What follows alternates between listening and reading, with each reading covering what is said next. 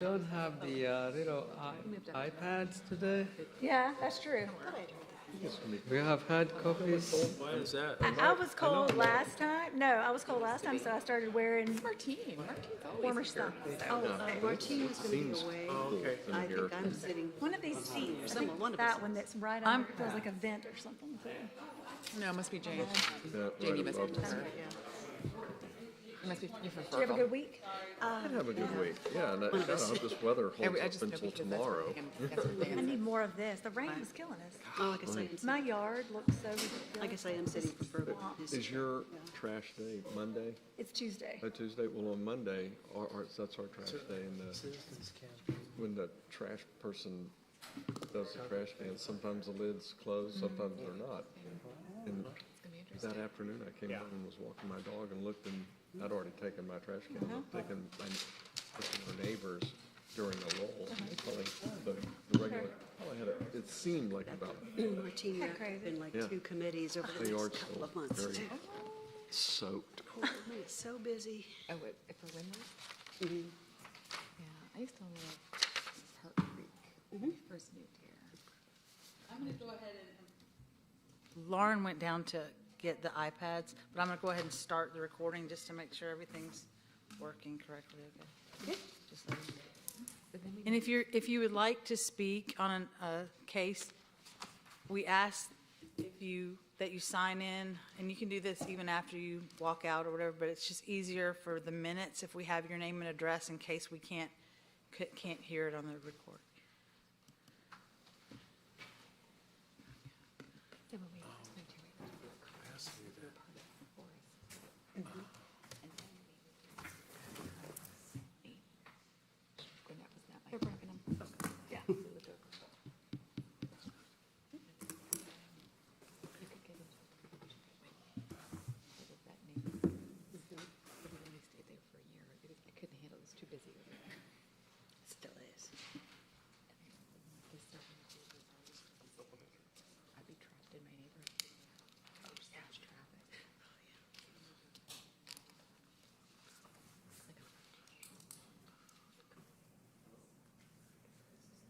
We live in Harrington Falls. Okay. That is very nice.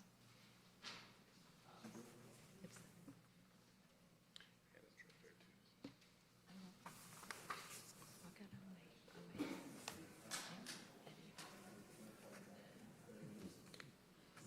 it's really, like it is. I didn't like everything. All of mine are grown out, and we're in a 5-4. And we've talked about downside. The question is where to. So we, just a few weeks ago, mapped out some places. And we went and we looked at what's being built for the money, the location, and then we came back into our neighborhood and walked back into our house and said, we're not moving. And that's what we do. My husband works for a house maker. The only problem with Thank you. She is, her name is it's pretty tough. Okay.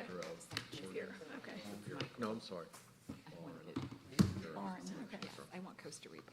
Remind me, it's over. Hi. How are Should you? we went to, when should we went to? Hey, Lauren. Dana Davis. Nice to meet you. Welcome. It's challenging.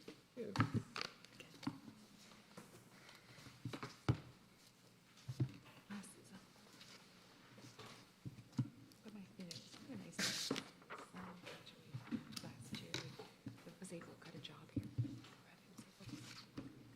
It's amazing. Yeah. See, my oldest, Ned, my middle child, This is right here, like when we press it, it doesn't. youngest lives in Atlanta. Never see her because she's working all the time. So Well, he moved down to Buckhead now, so he's funny, he still works in Alpharetta, so he comes up to Buckhead. But then he's, Because it says right here, nice. turn this button, Nice. turn it off.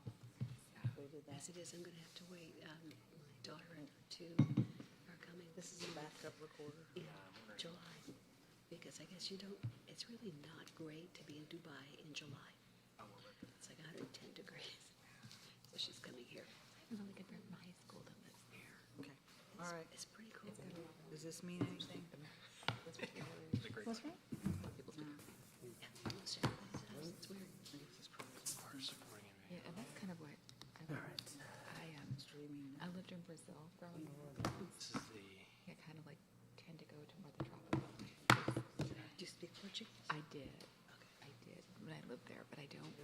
It's such a beautiful language. It is. It's very much like Italian. It's Italian. It's closer to Italian. It's emotional. Is it working? Is this what it looks like? It's actually Brazilian Portuguese. Well, that's supposed to be Portugal green. Portuguese are different languages. Yeah. Oh, Like it's going up and down. Brazilian Portuguese is closer. there it It's goes. closer to here it goes. Like somebody speaking Italian can understand. You could have a conversation. Catch up. Okay, Francis, we're ready whenever you are.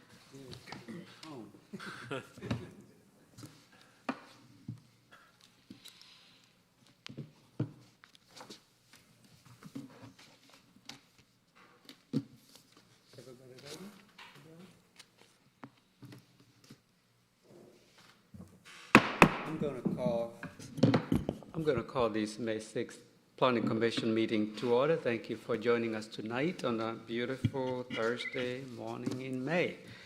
Couldn't imagine the weather getting any better in Georgia. We have 5 items on the agenda, but one has been deferred by the applicant. So if you're here to hear the CU-21-06, the Parish Anglican Church, that has been deferred, and we'll consider the other 5 items. Before we start looking at these items, I've been notified that our Director for Community Development, Ms. Kathy Cook, started here when she was 2, and today she's been working here for 30 years. I think she deserves an applause for that.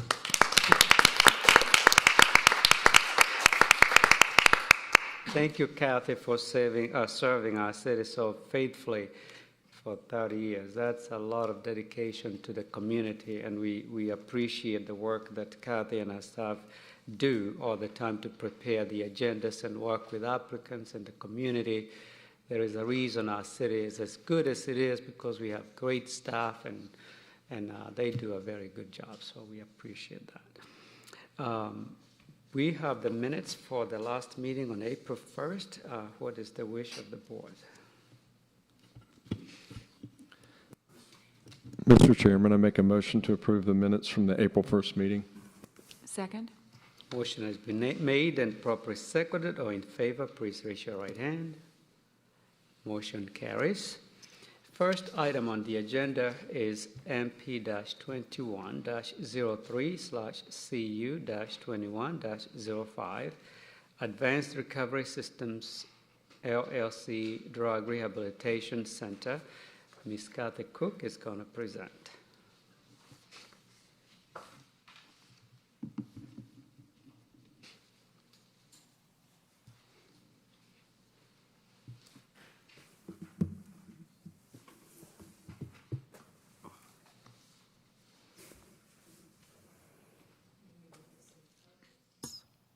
We'll start. There we go.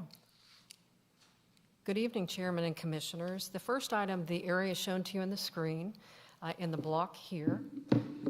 The applicant is requesting a master plan amendment and a conditional use to allow a 62-bed rehabilitation facility for the treatment of addiction and substance abuse in a 31,709 square foot building, which was previously used as a nursing home.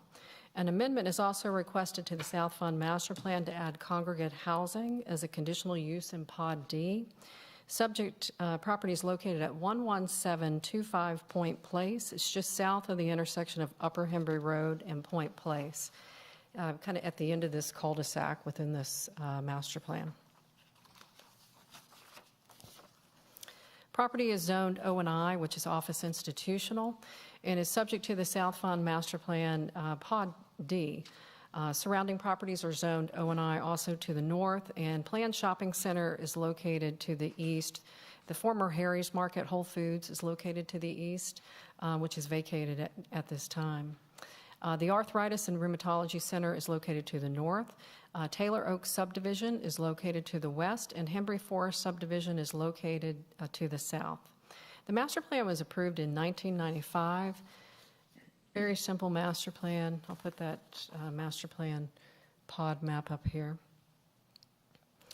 And it was approved as a 13-acre office institutional development with some retail uses. Pod A was approved for office institutional and incidental retail uses. Pods B through D were approved for office institutional uses. And Pod D was developed in 1998 as a one-story, 31,709 square foot nursing home. The veranda at Point Place Nursing Home was the last business to operate on the property, and that's recently closed. Advanced Recovery Systems is a rehabilitation facility for treatment of substance abuse and associated mental health disorders. According to the applicant's letter of intent, and I'll put a picture of the front of that building.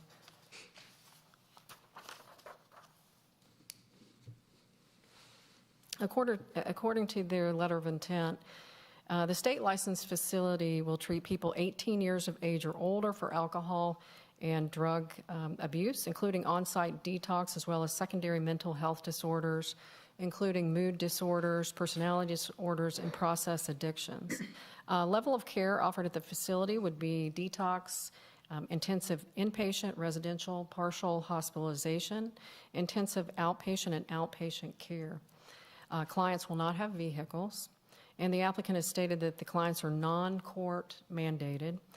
The business has several locations across the U.S., which include Colorado, Florida, Maryland, New Jersey, Ohio, and Washington. And the applicant anticipates about 30 employees at peak, 30 employees. We also put a table in your packet that shows other locations of existing substance abuse rehabilitation centers in the city.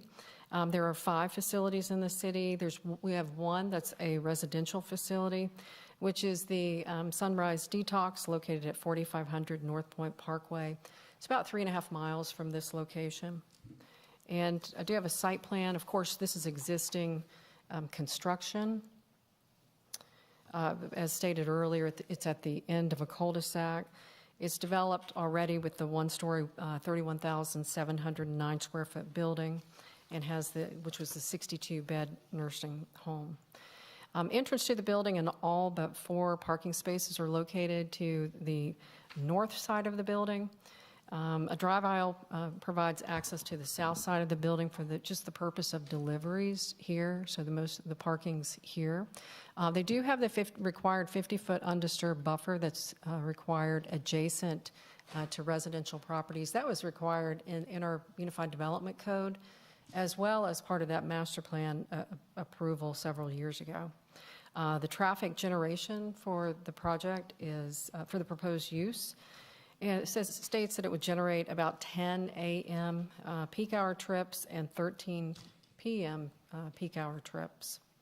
And when we're looking at master plan amendments, we look at different criteria, and specifically for consideration before we make our recommendation.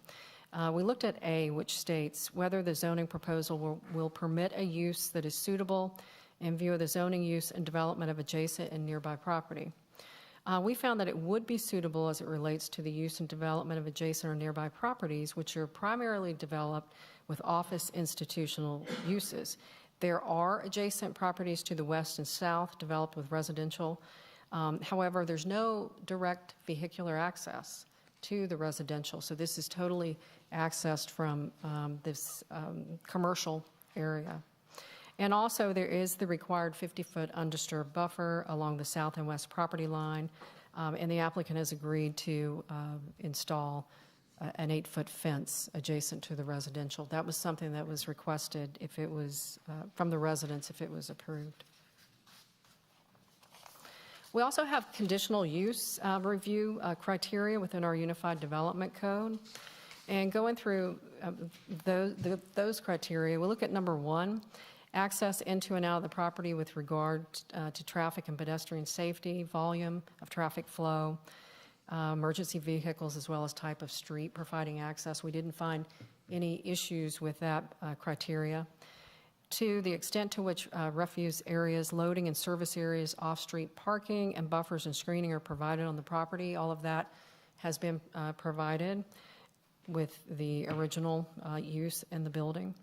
And 3, ensuring that the conditional use will not be injurious to the use and enjoyment of the environment or of other property in the immediate vicinity or diminish or impair property values with the surrounding neighborhood.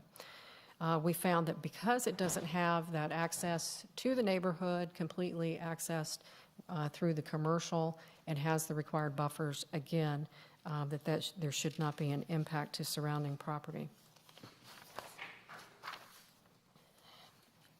After going through the review criteria, we did find that we could support the application, but there would have to be conditions, of course, placed on it that limit the growth as well as limits the type of use.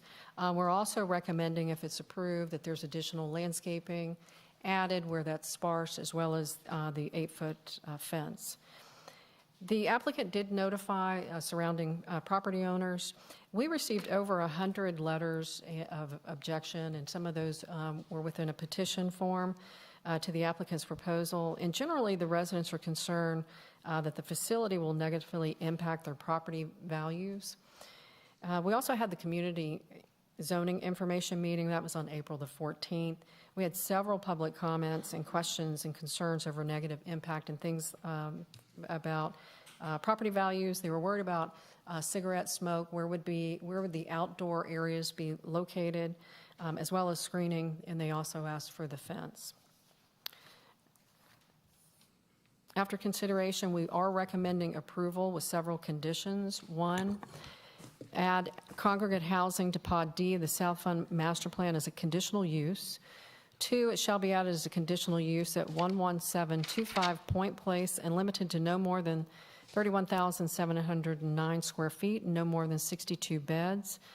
3, conditional use approval shall be limited to advanced recovery systems. No additional congregate housing businesses or subleasing shall be permitted within the approved space. 4, the business shall be permitted to operate 24 hours a day, 7 days a week. 5, addiction and substance abuse rehabilitation center shall be limited to clients that are 18 age or older and non-court mandated.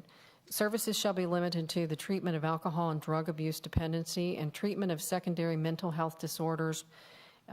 Level of care shall be limited to detox, intensive inpatient, residential partial hospitalization, intensive outpatient and outpatient care.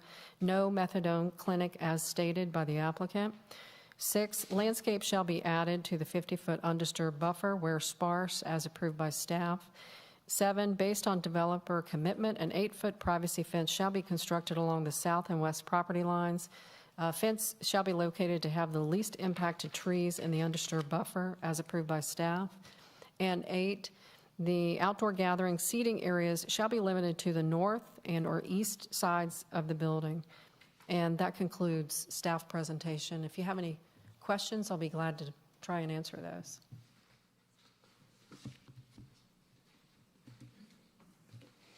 Thank you, Ms. Cook, for your presentation.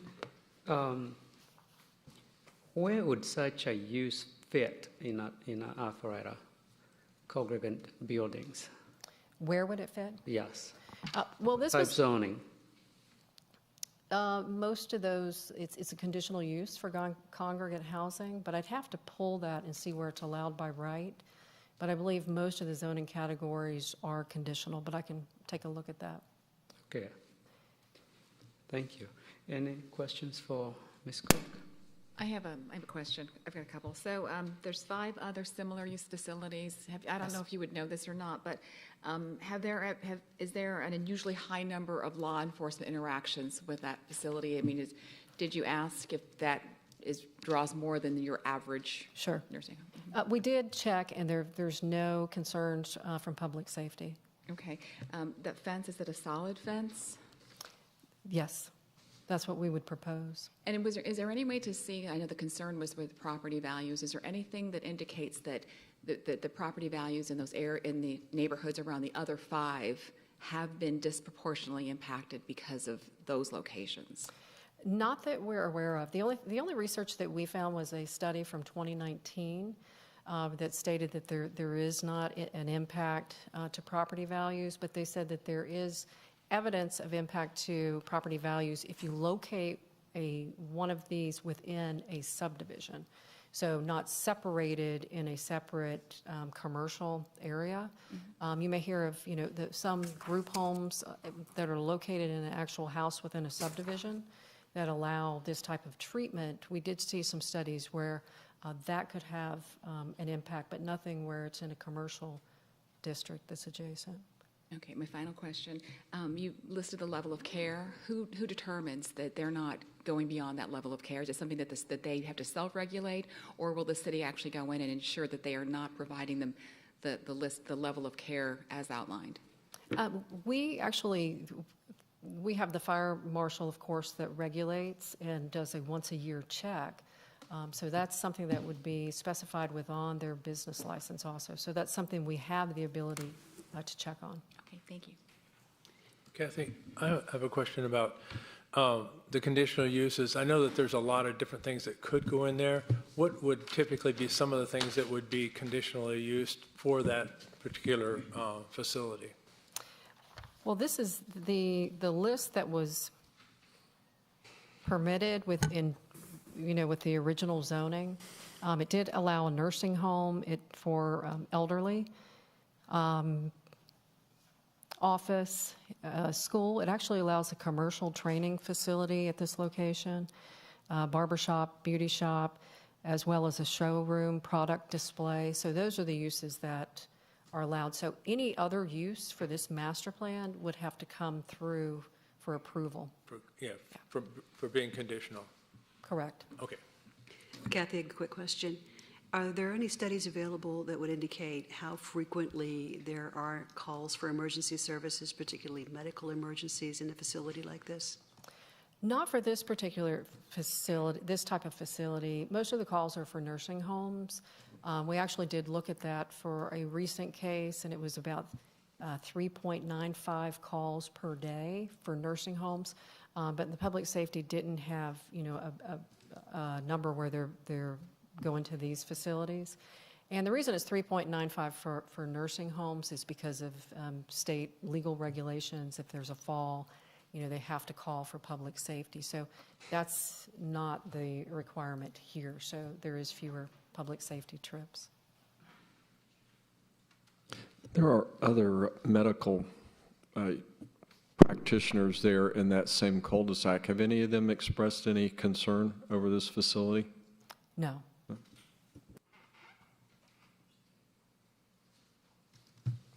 Also, would they be allowing visitors to the patients that are there? The applicant would have to Okay. answer that. All right, if there are no further questions, we'll ask the applicant to come forward, and the board, of course, can always come back and ask additional staff questions.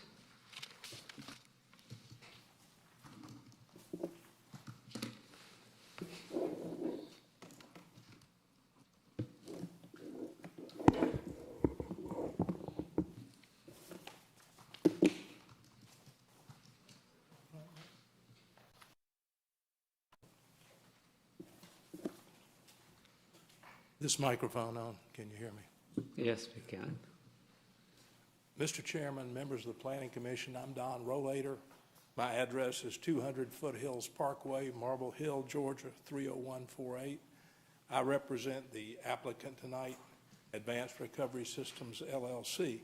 Jay Fertig, who is president of the real estate division of Advanced, is here with me tonight. Happy to answer questions or give whatever input you might need. Steve Rowe, who you all know with AEC, is providing our engineering and architectural services, that kind of thing. So we have the full team here to respond if necessary. Basically, this is an application for a conditional use permit, and that requires a master plan amendment for a property in an office park abutting Whole Foods on Upper Hembry Road. If you go just past the Whole Foods driveway and you turn down into this development, this is at the very back of it. It was a assisted living facility. Actually, this one was memory care, which, as you're aware, is next to the most serious kind of care you can provide for the elderly. And it failed and it closed. So the Advanced Recovery Systems looked at that as an opportunity to continue the good work that they're doing. They presently operate 9 centers in 6 states and are growing daily. They have a type of treatment and a type of approach to drug addiction and alcohol addiction that's very successful. The property is about 4.2 acres. The building's 31,709 square feet. The existing building will be updated. It's not in good condition. Yes, it'll be painted. Yes, the roof will probably be replaced. All of those things will be done. In addition to that, substantial landscaping will take place on the property so that it looks pretty. There's the exhibit up on the board. The front is where the turnaround in the driveway is, and you come down into there. All of the outdoor spaces for use by either staff or patients are on the north side, which is closest to the cul-de-sac, and over on the east side of the property to meet Ms. Cook's condition, which we've agreed to wholeheartedly. The landscaping will be completely reworked. These outdoor pocket areas will have all kind of exciting things on them. They'll have the sports courts for outdoor activities. You can do basketball. You can do any kind of activity out there. It's a blue surface, very attractive, very pretty. The idea behind the entire development is to create a very comfortable, very peaceful environment so that people can address their problems. The property has a 50-foot undisturbed buffer where it abuts Taylor Oak subdivision and Henry Forest subdivisions. The growth in there is substantial. It has not been disrupted in 25 years since the development was built. The property is substantially higher than both of those subdivisions. When the developer comes in, the applicant, and places an 8-foot fence along the entire perimeter, and they're not just going to place it on the west side and the south side. They will come up the east side where it abuts Harry's Farmers Market and have the fence there as well. With that, there's no opportunity visually to see it, even though it's attractive. At the same time, that works as a sound buffer if there were sound. There's not enough sound to talk about in a development like this. The leadership team in a development like this includes a medical director, who's a medical doctor on staff full-time, a clinical director, an executive director, a nursing director, and a behavioral health supervisor. Patients range in age from 18 into their early 60s. And the most important part of this is they don't take Medicare, they don't take Medicaid, they don't take people with serious physical other infirmities who might fall, slip, or otherwise cause themselves harm. They don't take court-appointed or court-directed. They don't do that. So it's all private pay insurance, or you pay. The people who come there have an illness. It's been determined that alcoholism and drug abuse, drug dependency are diseases, and they're treated that way by the ADA. And the purpose of this place is to take people who voluntarily come and say, I want to defeat this addiction. I want to get well. And they take those people in. Average stay is 24 to 30 days. And they give them a platform to build back their life with. It's a very busy environment. It's very scheduled and very planned. We'll put Marta Nelson on the screen in a little bit telling you about it. Almost every moment of the day is programmed, and it's designed for the treatment of a disease. It's what it's there for. There's physical exercise, there's group therapy, there's one-on-one therapy, there are continuing physical examinations, continuing psychiatric evaluations. The entire facility is protected in that you can't just walk out. It's like North Fulton Hospital. If you want to check out or be out of admission, you have to go through a legal process. You have to do the right things at the right time. Those occur during regular business hours with a set formula. All the doors there are locked. You can only open them with a swipe card. They have a siren, and they have cameras all over the building to ensure that we don't have any safety issues with the people who come here to be assisted. It operates a lot like a hospital. I think if you envisioned a cross between a hospital and a spa, you would get the idea of what's going on in this place. All the patients live in the facility during their treatment. Kathy mentioned, and it's a correct statement, that there's outpatient treatment. That's an insurance term. For insurance to pay for certain things, even though the resident stays there like everyone else, certain therapies are determined to be outpatient therapies. So we'd be less than candid with you if we told you that we didn't do outpatient therapy. We do, but you don't leave the property. You only leave the property when you are dismissed at the end of your treatment or at some chosen time when everyone agrees. Visitation is very, very limited there. Because of the nature of the treatment, it's uncommon to have family come in. Sometimes that's more disruptive than it is supportive.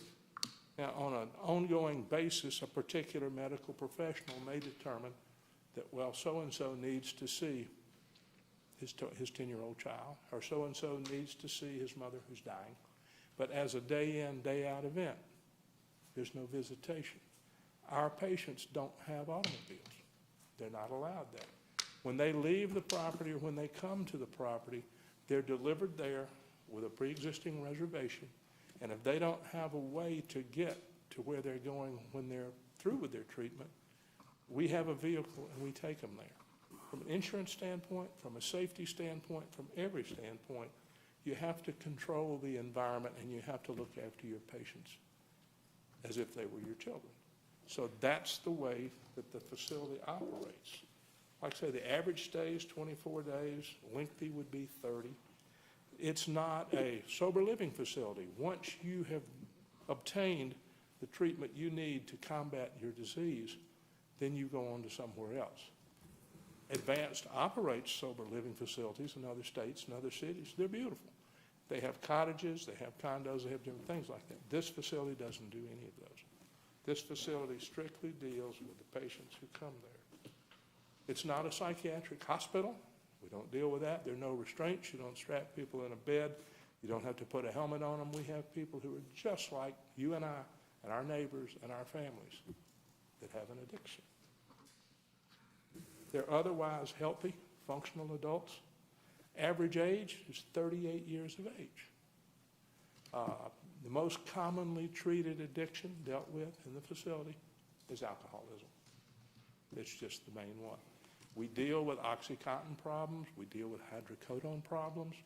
We deal with even weight control. People come there because they can't control their weight.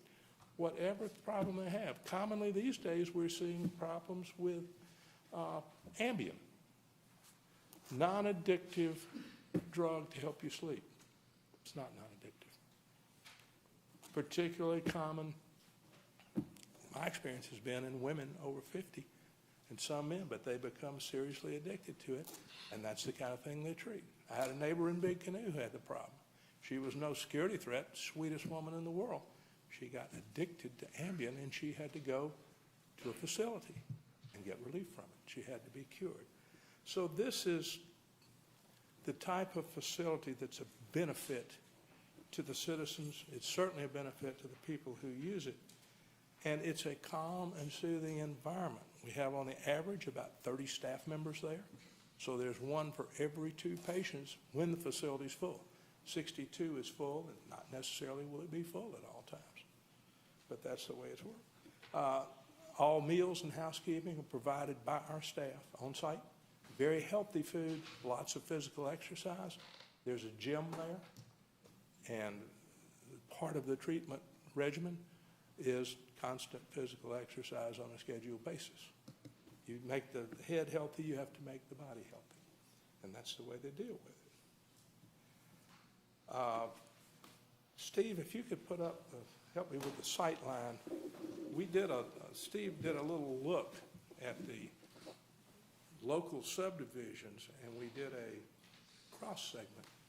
And what we found, if you see that, is that this is looking in the subdivision to the west, is that it's about 14 feet below this facility. It's substantial growth that's been there for 25 years.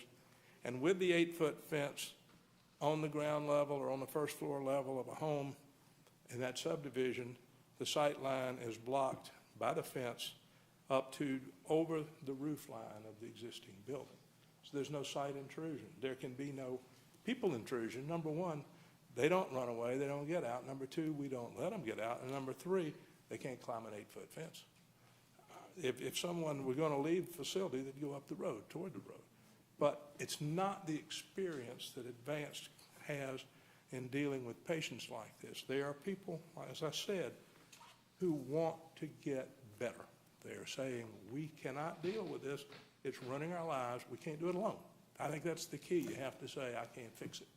And when you can't fix it, you go to someone else and you let them do it. Interestingly enough, there are 3 psychiatric facilities in the immediate area on the same road, right out in front of this facility. One of those medical buildings there has Psych Atlanta in it, which is an outpatient treatment facility. You want to indicate her?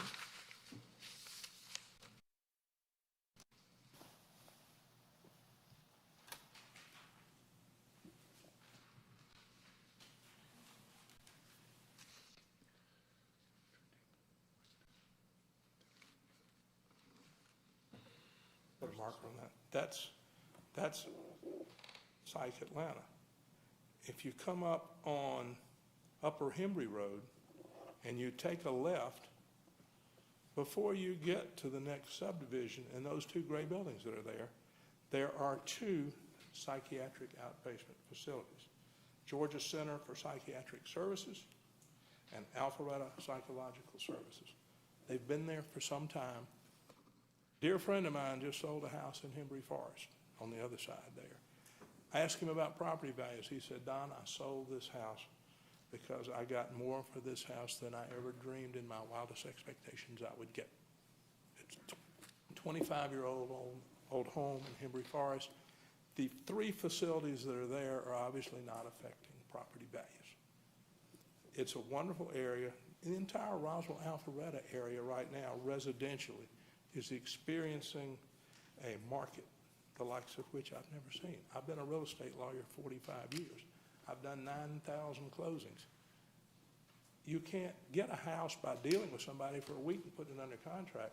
When it goes on the market, if you don't hit it with a solid contract and an earnest money check within 12 hours, you don't get it. You've lost it. So our position is our kind of business does not affect property values, number one. Number two, the facilities that are already there that have much more turnover, people coming and going every day, outpatient for psychiatric treatment, getting in and out of cars, walking in and out, haven't affected property values. I don't think people even know that they're there. The Sunrise Detox I did in 2012 for that client over on Old Milton, and they've had a wonderful experience. They're a little different in that they only serve the patients for the first 2, 3, 4 days. They get them settled, they get them over the brink, and then they send them to another facility. But they've had no police excitement, they've had no emergency excitement. The other point with us is that we just don't admit people who are likely to harm themselves. So when you have a stable environment, you have a huge staff, and you know exactly what you're doing, then I think this facility fits here. My other statement for you would be, before this place was a memory care facility. Those are the most troublesome people to keep up. I went through it with my mother-in-law. I understand it. Everyone has their stories. There's a facility on Highway 9 in the city of Alpharetta that back this winter had a memory care patient get out, walk out, got hit by a car. So to me, that type of facility, which it's already been approved for and has been operating is as much or more of a risk than this facility would be. So our statement is that we're a good neighbor, we provide a wonderful service, and we're a good citizen in the community. In discussing the conditions that Kathy put forth, I hate to do this to the chairman, we don't have but one comment. If that's all right with you, they're going on all night. Our statement is on number 3, and that is that it's shall be limited to advanced recovery systems, no additional blah, blah, blah. What I want us to understand is advanced recovery systems is a fast-growing new concept, and it has private equity investment that fires it. It's Wall Street money. So at some point in time, several years down the road, they will sell the entire operation to a major national healthcare operator. So we're not changing horses. It'll probably still be advanced healthcare or advanced recovery systems. But what I want you to understand is that condition probably should read advanced recovery systems, its successors and assigns. Because Wall Street investment money doesn't keep these investments. They grow them to where they return in multiples, and then they put them into the system. So that's where we are with this one. I think I should close and reserve time for rebuttal, Mr. Chairman, if I may, for public comment. But first of all, I'd like to say, if any of you have any questions at this time, please let us take a moment and let us respond to them. I have a couple of questions, and thank you for your presentation. You answered a lot of questions I had, so I just have a few of them. One, you mentioned that it requires a legal process to leave once you enroll. Why is that necessary if this is volunteer? Because, number one, we're state licensed. We're state inspected on a regular basis, so how do you know we're not doing things we're not supposed to? You have to have your state certificate, and they come look. But more importantly, from an insurance standpoint, you can't just let people walk out the door. When you take them into your care, you have a contractual obligation to these people to provide the service you said you want to provide. That includes doing everything for them that needs to be done. You can't just say, well, if you want to go home today, go home. You have to document it. It has to be on paper. It's just like the hospital. So-and-so checked out on such and such a date with or without the advice and consent of the medical director. So-and-so has been released. So-and-so was delivered the following clothing and other personal items, just like a hospital. It's a multiple matter. Mostly it's state regulation and insurance. So it's not legal where they have to go to court. I'm sorry, I didn't understand. It's not legal in the sense that they have to go to court. No, there's no court involved, but they're not just arbitrarily turned loose on the public. You have to come and go under the rules of the facility. And that's contractually agreed upon at the beginning of Absolutely. The admission process. The next thing is, I heard you say they have 9 other facilities that they're operating in 6 states. Yes. Where are those located? What type zoning are they? Are they in residential areas? Are they in commercial areas? Institutional? You can come forward and speak to the microphone. Let me let Jay Fertig respond to that because he can recite them off the top of his head. He started each one of them. All right. If you'll give me your name and address. Please give us your name and address for the record. My name is Jay Fertig. I'm president of Real Estate for Advanced Recovery Systems. My address is 444 Hendricks Isle, Fort Lauderdale, Florida. Thank you. We have facilities located in institutional districts. We have facilities located in the middle of residential neighborhoods. We have a 64-bed facility in Ridgefield, Washington, that's residential neighborhood. Right? It was originally assisted living that failed, assisted and congregate care that failed. What you're finding over time is, over 20 or 30 years, nursing homes and assisted livings, the model has changed, everything's changed.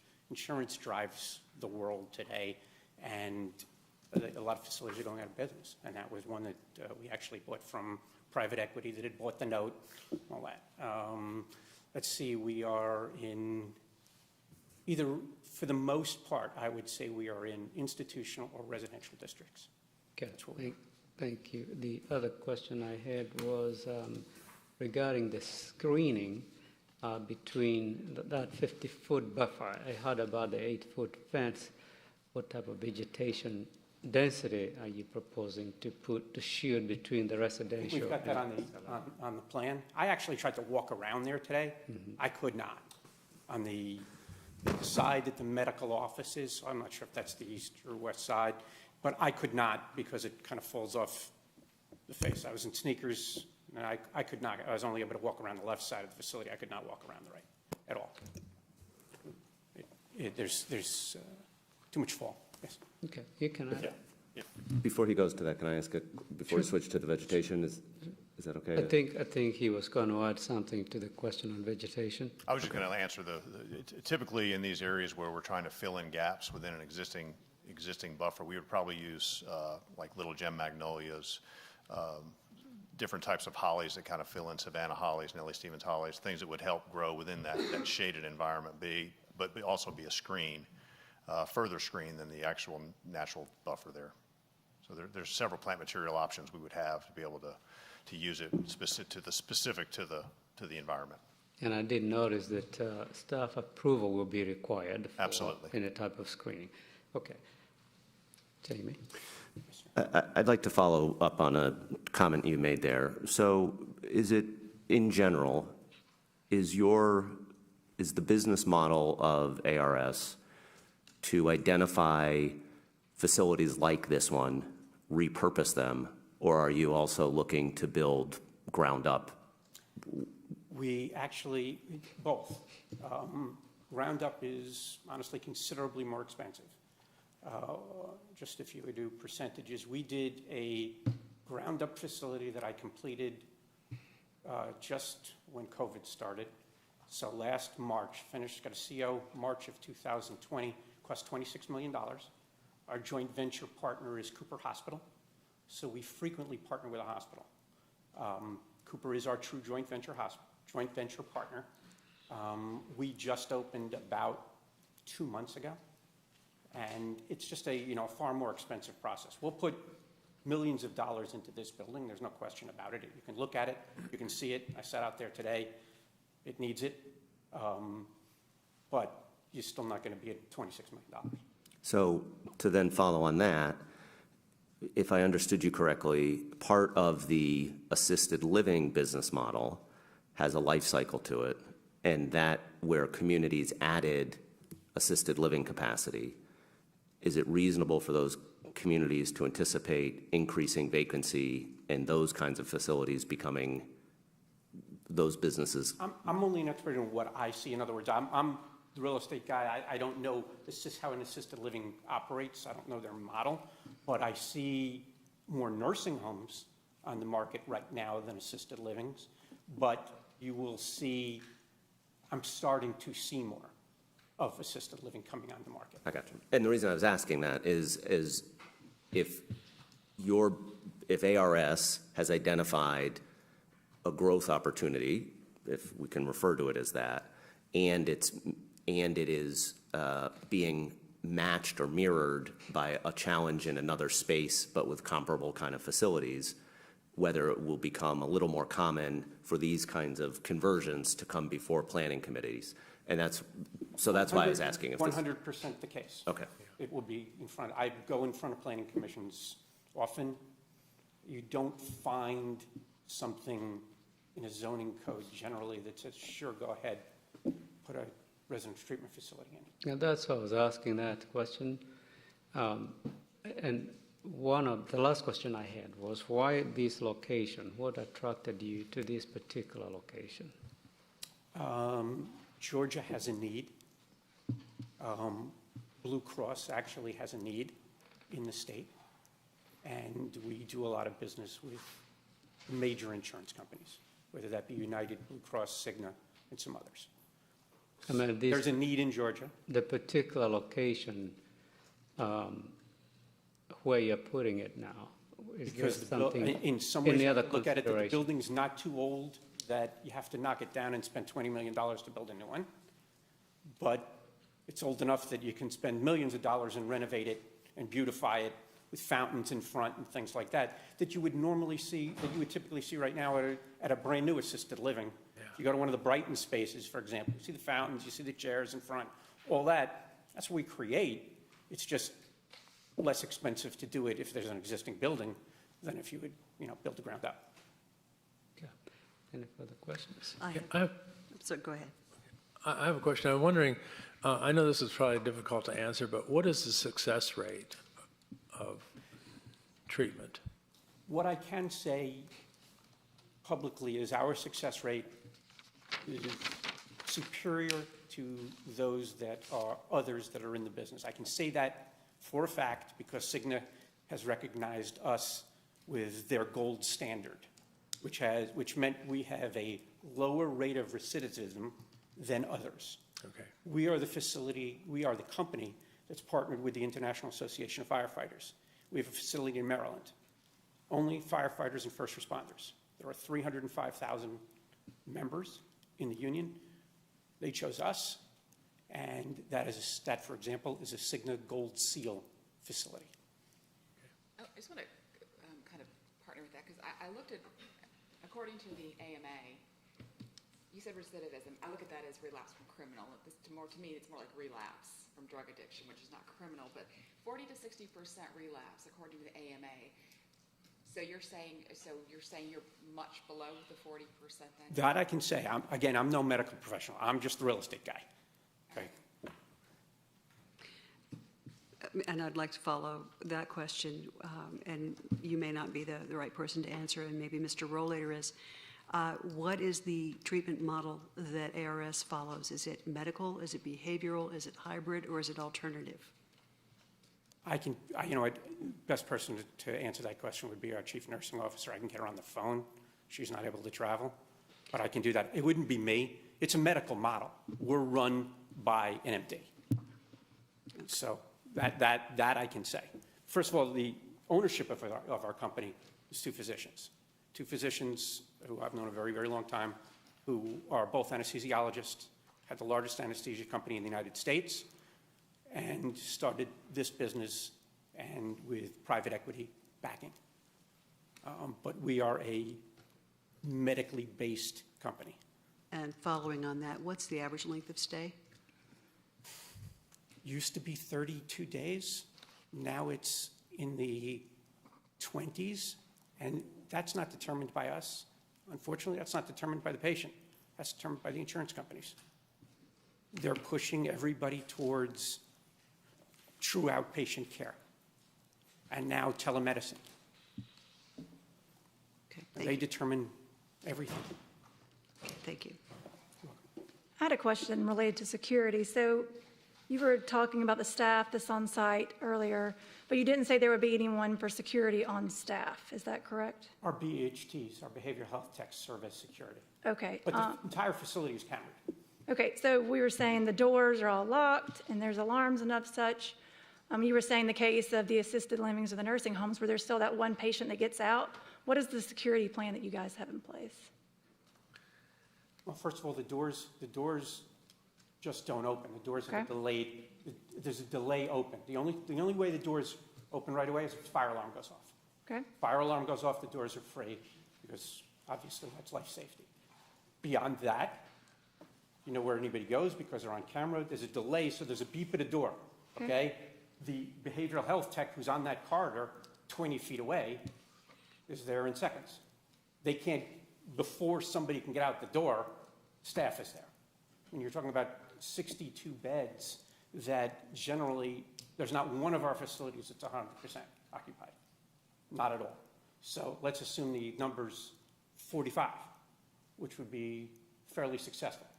45, you're talking with 30 staff members. I mean, there's plenty of people walking around. Okay. Any other questions? No further questions at this time? Thank you for your time. Thank you. We are going to allow you time to come back for rebuttal after public comment. I am going to open the meeting for public comment. And as always, we ask our speakers to be precise to the point, and if a point has been made over and over again, you may not need to repeat it. We are not telling you not to, but to facilitate the process, we ask that if points are made over and over and over again, at some point, we heard you, but feel free to say it again. If you're in favor, please come forward. Seeing none, those in opposition, and I assume, Elliot, that you had people sign up? Yes, so should we call them by name and then? Yes, that, I think that would be better than people standing and coming over. Bonnie Decker, 511 Streamside Drive, Roswell, Georgia. Please come forward.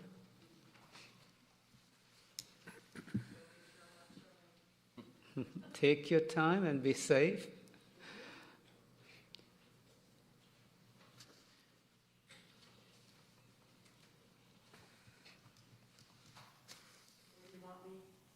At this Ms. Sender with a microphone. Hello. Hello. All right, I'm Bonnie Decker at Streamside Drive, that's Hembry Creek. We have 77 condominiums there, and I would say that about 60% are over the age of 65, and maybe 20% of them are over the age of 80. So we've got a lot of seniors in that complex. I know we're not directly abutting the property, but I still have concerns because any addict people, I understand this is voluntary, but any addiction people usually have a propensity to be thieves when they're in need for substance. They will steal and, go get whatever they need, particularly if they're not fully committed to the recovery. So if this is voluntary and not like a parent putting an 18-year-old child in, then I could understand that it would work. But if it's demanded by an adult for 18 to 21s, then you have a propensity to possibly have some illegal activities going on if they can do it.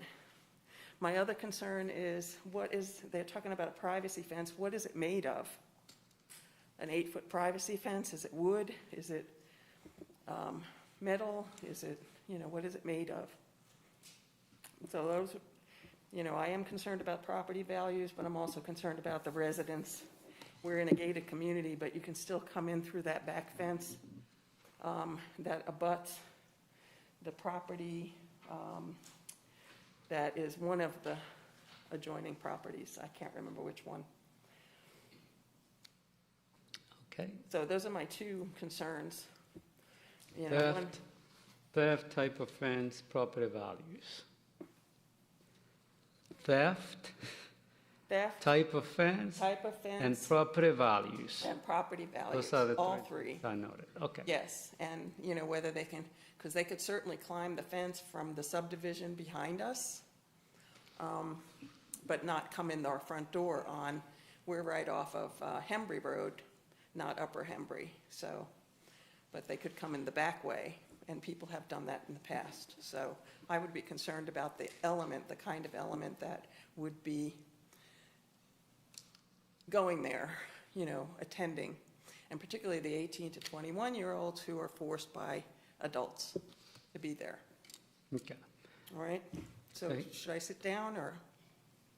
No, they heard it, and we're going to ask them to rebut or respond to any public comments they wish to respond to. Okay. Thank you for your comments. Next speaker, please.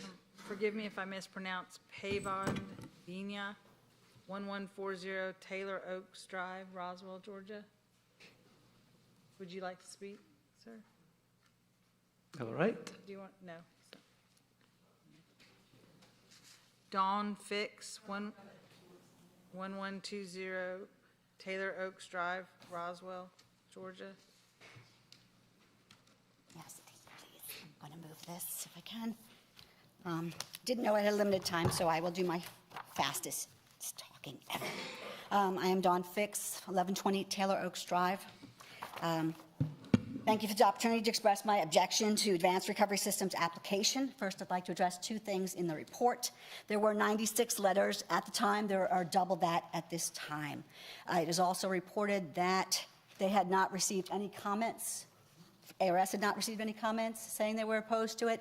I personally called and emailed with them. They emailed me back. So yes, they did receive negative feedback prior to this report being written. Holding that back, I don't understand why you would not report that at least one person had reported they were unhappy with it. Makes me wonder what else they are not telling us. This is not a not in my backyard. This is a not in anybody's backyard. A drug rehab does not belong against residential family homes. I'm sorry that I'm getting really emotional. I feel it already. ARS is aware of this, which is why they found it necessary to include a letter from their lawyer, basically intimidating you to approve this letter or be sued. That is in their application, and they are worried about their property values, and they're going to sue you back if you deny them for what they will have lost. Although the owners of ARS and this administration are willing to put a drug rehab in our backyards, they have chosen to live in properties where this can never happen to them. Their backyard is intercoastal in Boca Raton, Florida, where their 120-foot yacht is parked. They don't have to worry about this. This does not negatively affect those who have. It affects those who do not have. Before I purchased my home, I checked the zoning property and the property in question. I was told it was zoned OI. I was told what types of businesses could and could not operate in this space. I felt comfortable with the businesses and purchased my home believing that Alpharetta zoning was wisely zoning it this way to protect families. I never dreamed a multi-million-dollar company would try to change that so they could profit at the expense of others. As you have stated, there are 5 other substance abuse centers currently operating in this city within 0.35 miles of this. 0.35, not a half a mile, not 3.5 miles, 0.35 miles from our homes. None of these share property lines with residential. They are all in OI with this conditional, but not one of them share a property line with a family. All 5 of them. I checked on the zoning. I talked with Mr. Woodman daily. All these pink areas are OI. They can find a property in Alpharetta if they want that does not border people's homes, and they can ask for this amendment, and they cannot impact families. A lot of pink on there. This map shows more than property lines and locations of the buildings on those property lines. Each of these rectangles represents someone's American dream. This is the biggest personal investment these families have made. These are people's homes, the places they started a family, where they plan to retire, where their children and grandchildren play. That 50-foot buffer we keep talking about is what our neighborhood kids say, we're going to go play in the woods. Something parents will no longer feel safe allowing their kids to do. Home should be the place you come to and feel safe and secure. Having a revolving door of 62 strangers every 20-some-odd days or less, struggling with addiction and mental illness in your backyard takes away your feeling of safety and security and lowers our property values. There is research. That's not the one. Hold off. There is research that the property values drop 8 to 17%. I have emailed that to all of you. It is on our website. I will send it to you again if you do. This would make families have negative equity, upside down financially. It is also that ARS can make more money. Anyone that's going to lose 17% of their investment would do anything they could to protect their investment. In 2018, ARS made $18.8 million. They talked to you about how they're going to build this up and sell it. That's what they do. In 2020, they made $78.3 million. This is a money-making thing for them. They get wealthy off the suffering of others. They only treat people who have money. They are not taking Medicare or Medicaid. They are not helping the homeless. They are only helping people that can make them money. Unfortunately, drug rehabs are needed. Over 2% of the world's population has an alcohol or illicit drug addiction. Through honest conversations, you find this touches so many families, and mine is one of them. I am familiar with the havoc addiction causes to families and the need for quality rehab to help them recover. I am not against drug rehabs. Addiction is a disease that affects the entire family. We need drug rehabs that treat patients as people with the disease, not lock them up like criminals. Alpharetta has put so much into development in this area. Avalon and downtown Alpharetta are prime examples of the quality this commission is looking to achieve. We should expect the same from a drug rehab in our community. There are other rehabs that offer so much more than they are offering us. My husband and I have looked for rehabs for family and friends. We've come across facilities that treat patients respectfully. We've taken people to Sunrise Detox, Talbot, and Black Bear Lodge. Black Bear Lodge has an amazing model. If you have not checked that out, please do. They have trails that the people can walk on. They walk around freely. They have their cell phones. They are treated like people. There's a pool. There's tennis courts. There's places for them to go and feel like a human being and not be locked inside. With COVID, we've all experienced the negative effect of being locked inside. Within 2 days, parents lost their minds and were praying for their students to go back to school. We had a very liberal lockdown experience, and we did not enjoy it. This is not good for the mental state of anybody to be locked in for a disease. ARS proposes a lockdown facility. According to ARS, patients will not be allowed to go outside, this is from their own notes, except to smoke. They will have no cars or phone. According to their application, they have no plans to make changes to the exterior. But today, we heard about a sport court and fountains. Nothing, they said they won't change, but now they're going to have a sport court.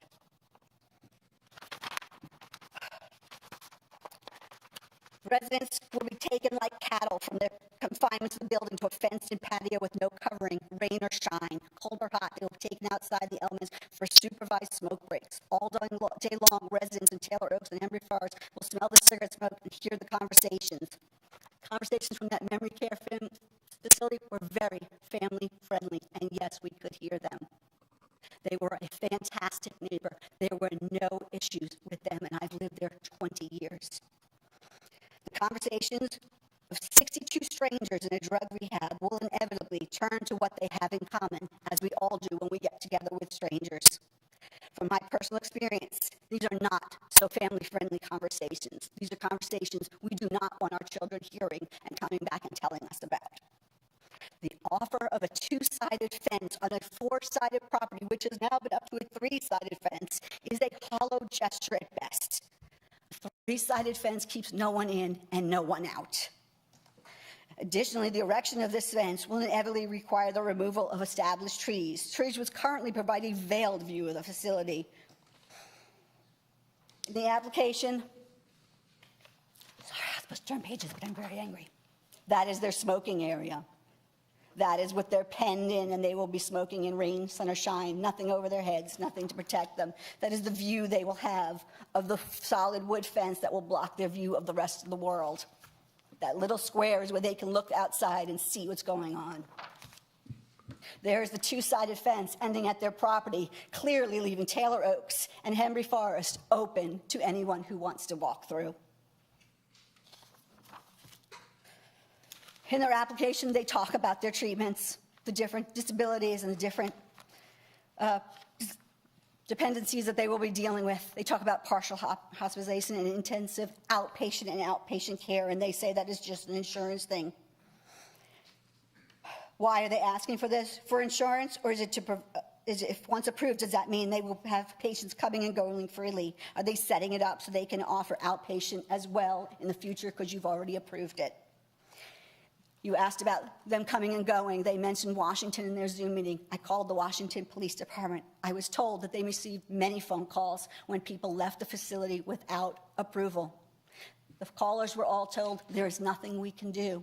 They've gone in there voluntarily. This is not a crime. Call us back when a crime is committed. So they do have people living in their facilities. It's a 15-second delay. You tell me someone who wants to get out of a facility can't get out faster than someone who's an hourly employee. 15 seconds, I'm getting away from you, and I'm getting out into those woods. I was shocked to learn that letters were only sent to properties within 500 feet, a minimum legal requirement, I assume. Letters were in English only.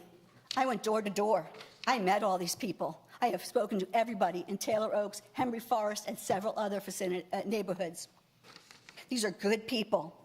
Most people had not gotten the letter or thought it was junk mail or couldn't read it because they speak Spanish. By the grace of God, I did read this letter. Knowledge is power. How are we to make an informed decision if everyone is not aware of everything that is going on? We urge you to deny this proposed amendment in the current zoning. From recent meetings and discussions with our neighbors, we know our opinions are shared by many who have not yet been able to attend these meetings because ARS only informed people within 500 feet, leaving the responsibility to reach other residents impacted by the shoulder of this, impacted this on the shoulders of the few residents who received and actually read the letter. As far as elevation, I do not know where they took that picture from. There is no way that that is only that far. That is the building, and that's not a very good picture, outside my window. That bottom light is their front door. That top light is the top of their building. We can clearly see everything that's going on. I sent you pictures. I walked around that in heels, and I took pictures of everybody's house. It's flat and open in the back. There is nothing in the way, nothing, just no boundary between these people's homes, no buffer. On the right-hand side, there's a little more foliage, but again, I walked in heels around that.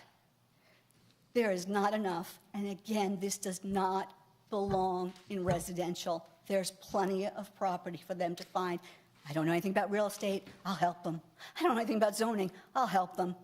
We need drug rehabs, but we need better, and we don't need it in people's backyards. And I'm sorry I took up so much time. Thank you. Thank you for your comments. Please don't do that. Please keep order. Can I ask a question? Or no? Chris Fix, 1120 Taylor Oaks Drive. How you doing? I'm Chris Fix, 1120 Taylor Oaks Drive. I'm Dawn's husband, and I'm in recovery. So without, I went to Talbot, so without Talbot, I probably wouldn't be here today.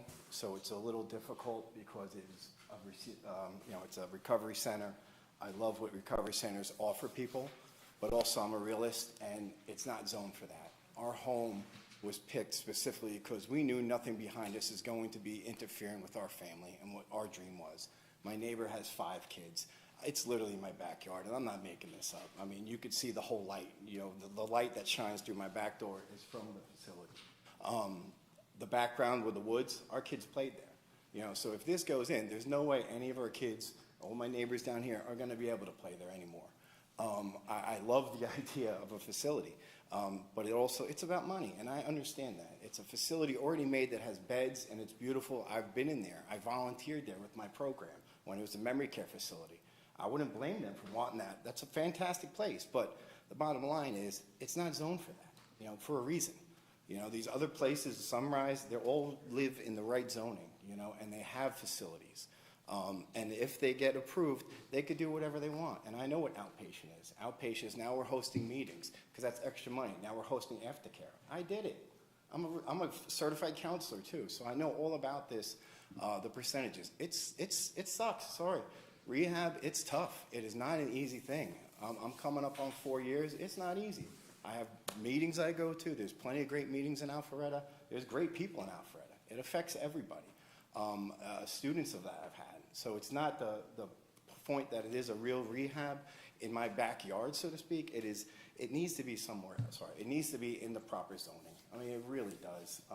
It's needed, and my wife trusts me. She looked up. She'll help you. I mean, she looked up every address, everything for sale. I mean, you name it. I mean, she's a master's in education. She's very diligent with these things, and I support her 1,000%.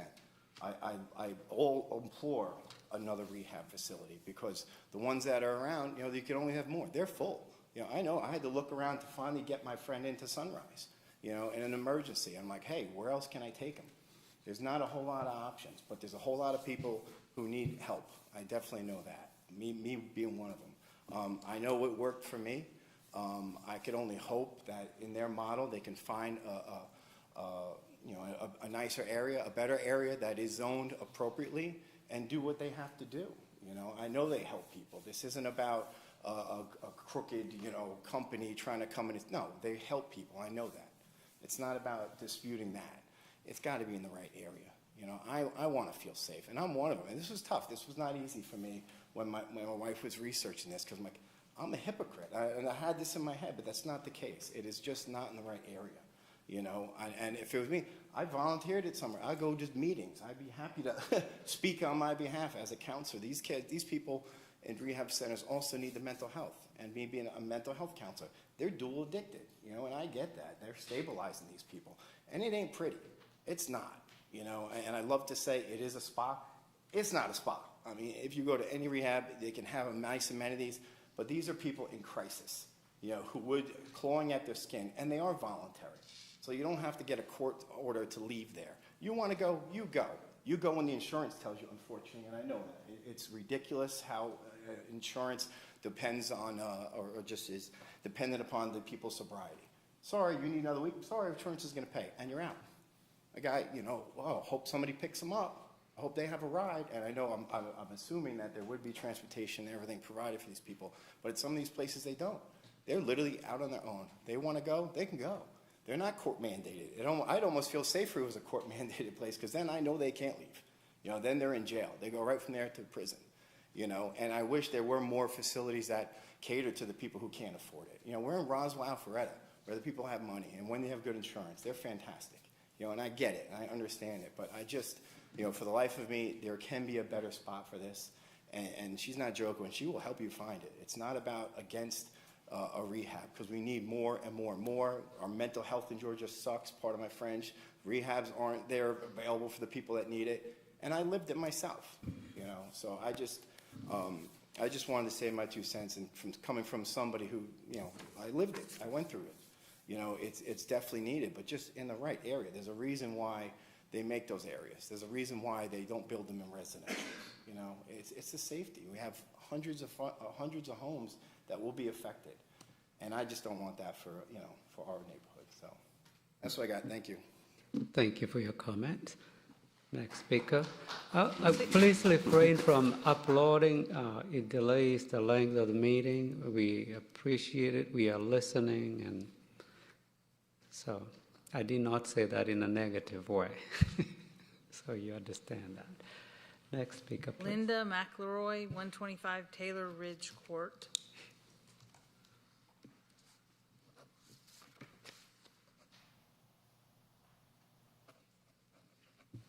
Do I need to repeat my name, or? Okay. Thank you. We're one of the original residents of Taylor Oaks. We've lived there for 34 years. So we've watched a lot of changes come and a lot of changes go.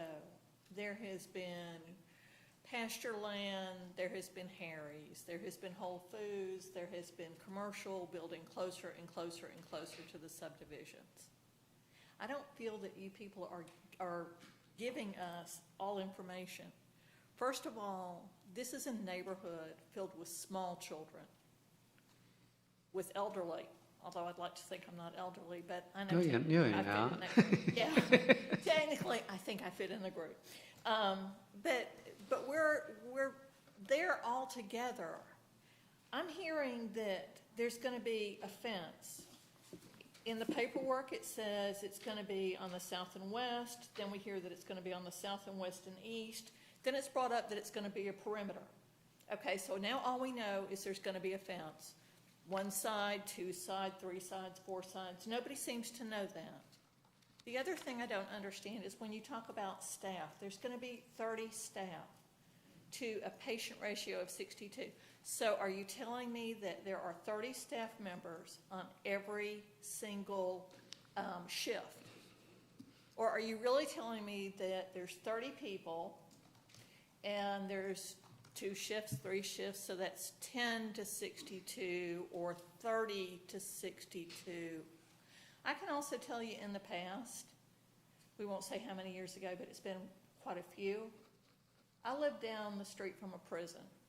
Now, they're not supposed to be able to get out either, but they did. And every time somebody got out, fortunately, my former college roommate, her husband was a prison guard, and he would call me and say, make sure your car is locked. Because when they get out, and they will, they would steal cars.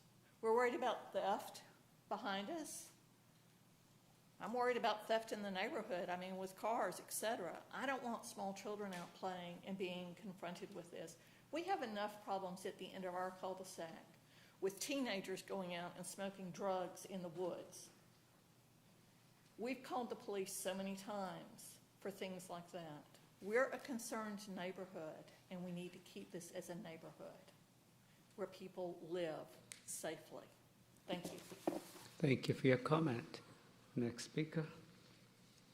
Last name begins with a B. I have a hard time reading it. 400 Hembry Forest Circle. Don't want to speak? Okay. Amina Weiss. No. Richard Traber. 1190 Taylor Oaks Drive.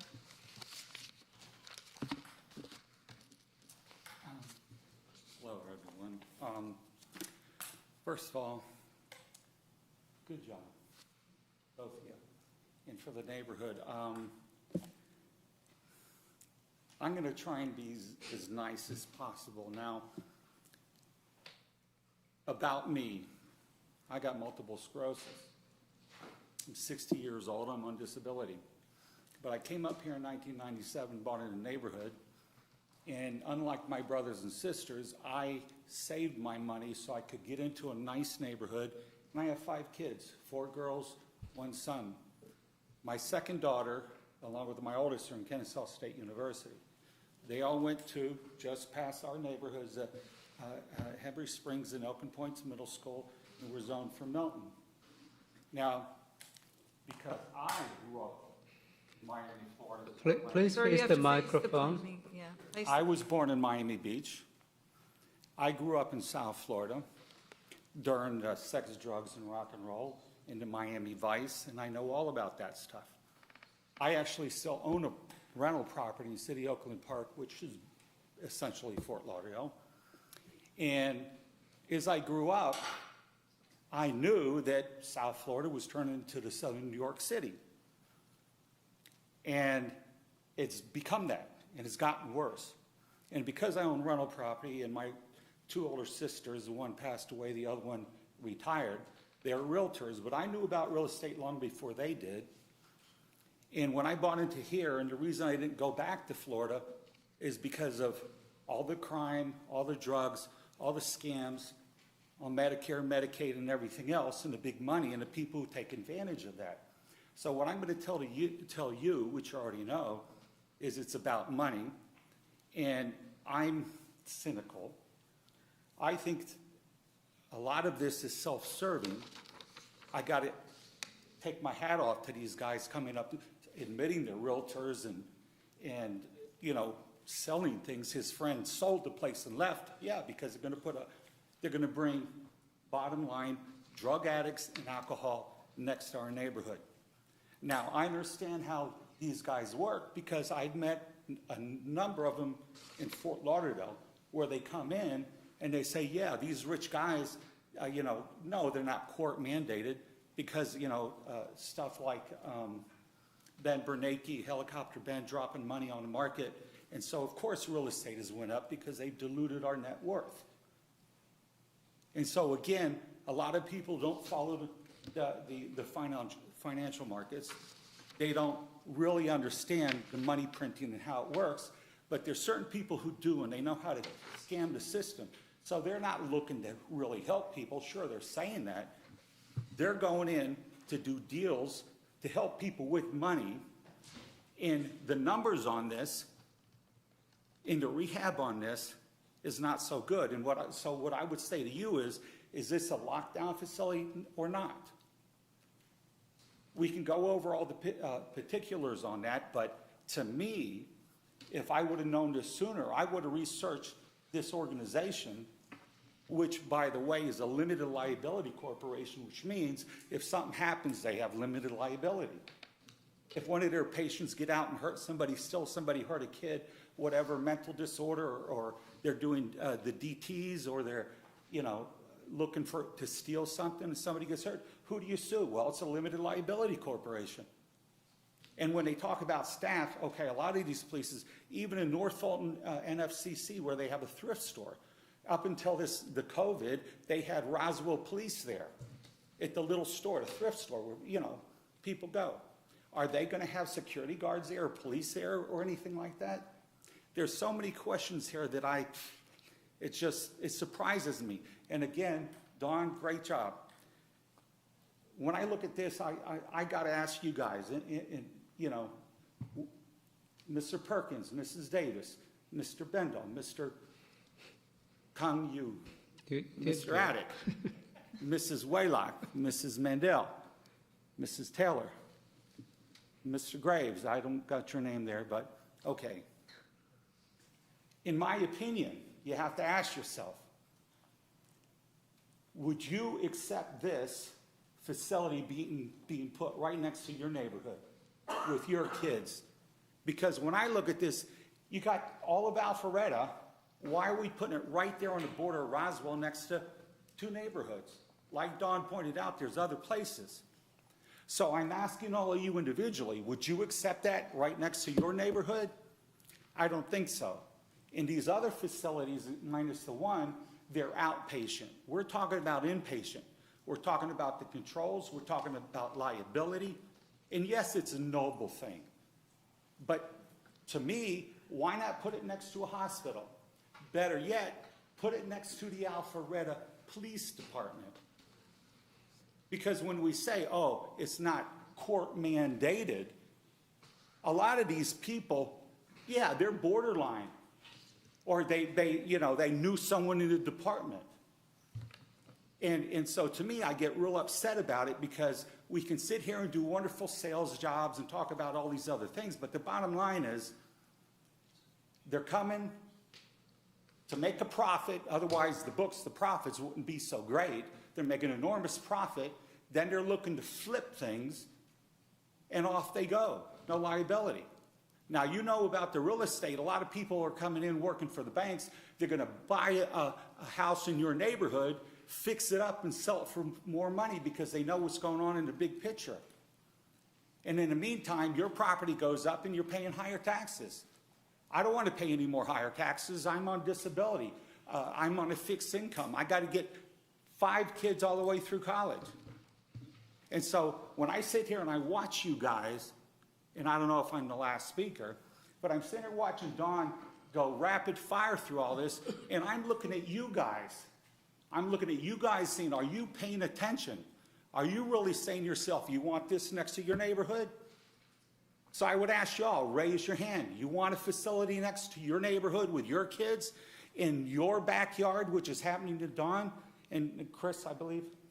Happening now? No, I'm just a few houses down. I don't want that in my backyard. Yes, I'm for helping them, but let's put it in a place that makes more sense. Let's put it next to the department, to the police department, or put it next to the hospital or some other area. And again, I think Dawn made the big point. You get all the money in here, all the building in here, all these nice facilities, and then you're going to bring, again, a place like this, which ultimately is drug addicts, alcoholics, and people with mental disorders. Again, you want it next to your neighborhood. And I'm kind of blown away that it's even being considered. I understand people like this. I grew up with them. I know their interests. I know their sales job. And to me, it's self-serving and very insincere. Now, you guys in making a decision, you have an obligation within the city of Alpharetta to get good businesses in here as well as increase the tax base. Okay, get good businesses. They're out there. The real estate's going up. This is a wonderful place to live. That's why they're pumping all the money in here. Why are we going to spoil it and take a rotten apple?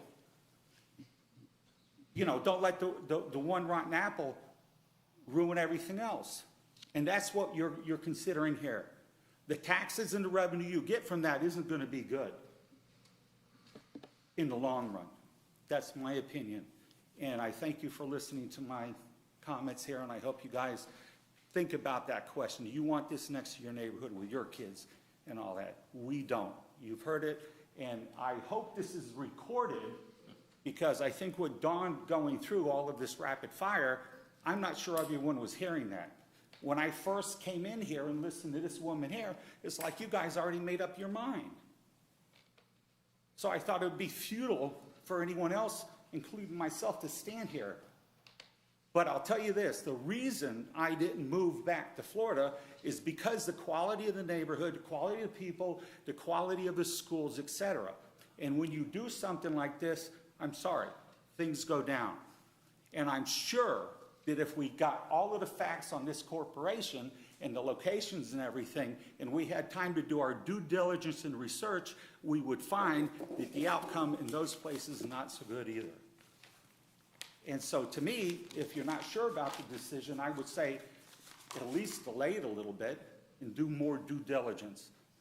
Right here, I'm here in a sales job. I'm here in big profits. I understand how it goes.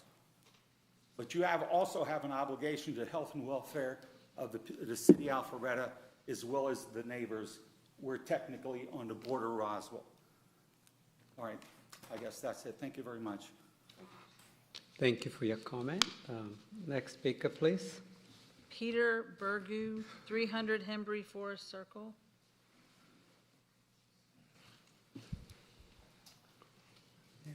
Yes, Peter Burgu, 300 Hembry Forest Circle, Roswell, Georgia.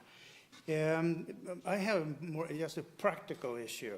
My property is south of this area we're looking at, and the runoff from this property runs down to my property, and the property is west of my property. And I doubt anybody has ever done anything to it for the last 20 years. So that needs to be a practical issue that needs to be addressed. Because when it's really raining, there's always risk for flooding of the properties that are below this property that we are discussing. That was my issue. Thank you. Appreciate that.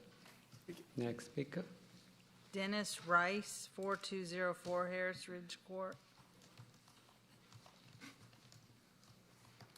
Hello, everyone. Hello, good evening. I've been a resident, Dennis Rice is my name, 4204 Harris Ridge Court. I live just to the north of that property. I've been there for 28 years, and kudos to the Planning Commission for Alpharetta, because I've seen nothing but improvement in the area, the region, the city that I've lived in and loved for those past 28 years. I'm not the NIMBY person. I'm not to say I don't want this facility in my backyard, but I do have concerns. I have questions. It is my understanding that they will not allow people to be checked out from that facility without proper authorization or what have you. But my question is, if somebody is adamant about, oh no, I'm leaving this place right now, there's nothing you can do about it, and you voluntarily checked yourself in, is that person not going to be able to leave? Second factor, I have concerns about how many people come out to that facility and visit it to determine whether or not they would like to enroll or admit themselves to that facility. What is the turnaround? What is the traffic pattern of those individuals that's coming? What is the impact to that area in terms of how many people come on a daily basis? Could they give us a number about people that come out and check that facility out to determine whether or not they'd like to admit themselves to that facility and or family members? It is also my understanding that if somebody were to visit using public transportation, I would assume they would have to get off going either north or south on Highway 9 at that Shell gas station or close to the hospital and walk down Upper Hembry, which is going very close to my property. The perimeter fence that they have suggested on the east side, the south side, the south side, the east side, and the west side would direct pretty much all traffic back out to Upper Hembry. And if somebody were to escape and or leave or just come visit that facility, they pretty much have to walk by my property, which I'm concerned about as well. Those are more or less questions, not necessarily to say I can't have that facility there, but I don't know enough about what's going on with that facility. If they can give me more information about what the visitation is. You know, you say, well, we're going to keep it very limited to the amount of people that come visit them. Well, if those people do have to take public transportation, then there's concern about everybody that's going to be walking around that area. That whole region primarily is medical, from what I understand. So a lockdown facility, which is what this is being described to by me, seems inherently different than a medical treatment facility. I find it somewhat troubling to have that compared to the two psychological treatment facilities, which is on Upper Hembry, because those are not sleep-in, live-in facilities. Those are outpatient treatment facilities that have less of a security concern and less of a traffic flow, if you will. There's probably 15 parking spaces outside each one of those buildings. So there's not a great deal of traffic that's coming in and out. They're not locking those mental health care patients up in that facility. So there's less of a concern there. So I find that somewhat of a misnomer, if you will, to compare those two types of properties. I appreciate Alpharetta. I love Alpharetta. I've been here, as I mentioned, 28 years. I'm not going to be the NIMBY person to say, no, there's not a need for it. I know that there's a need for a facility like this. I just don't think that that's the ideal location without better understanding of what their security concerns are. Thank you. Thank you for your comments. Next speaker. Orrin Gruber, 927 Upper Hembry Road.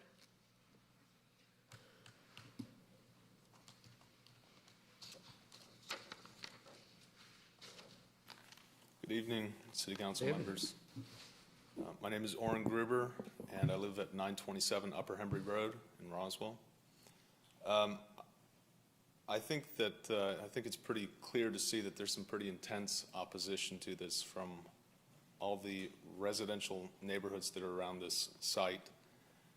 Personally, I live right off of Upper Hembry Road, and it's not more than 300 yards from that facility. It's a very easy stroll to go up the sidewalk and straight west 200 yards, and you're right at my house. We're right up against the road there. But I know that in talking with neighbors, everybody's very much against this. Everybody's worried about the kind of people that are going to come into our neighborhood, in the neighborhoods around us. Again, it's very heavily residential, lots of kids. I have 3 kids myself. And my concern is not as much the effect that it's going to have on the real estate, but more of a safety concern. You know, a lot of times when people have drug addictions, alcohol addictions, there are other things that they struggle with, other demons that they fight, and who knows what those could be. They could be violent criminals at some point. They could have child abuse or molestation charges that they faced in the past, and that worries me because my kids oftentimes are playing in our front yard. And you know, if somebody voluntarily checks themselves into that drug rehab place, and then for whatever reason don't get full treatment, or decide that they're going to leave or can't pay, and are just, you know, out in front of this facility and nobody's there to pick them up, what are they going to do? Where are they going to go? Well, they might just follow the sidewalk, and in almost any direction aside from the east, they're going to run into a residential area. And if they're still fighting addiction, then maybe there's a likelihood that they're going to break into a home or a car or who knows what. We just don't like the thought of what could potentially occur with this kind of a facility so close to us. Yeah, I would second a lot of the things that have been said here today about, think about this as, you know, a facility that could be in your own backyard and your own children potentially in close proximity to a facility where there are people who are addicted to drugs and alcohol and could potentially be still facing that when they get out. So I appreciate your time. I don't want to take too much, but I do want to make sure that my voice was heard as well, and that we're strongly opposed to this. So, thank you. Thank you for your comments. That was the last person on the list, but if anyone else would like to come forward.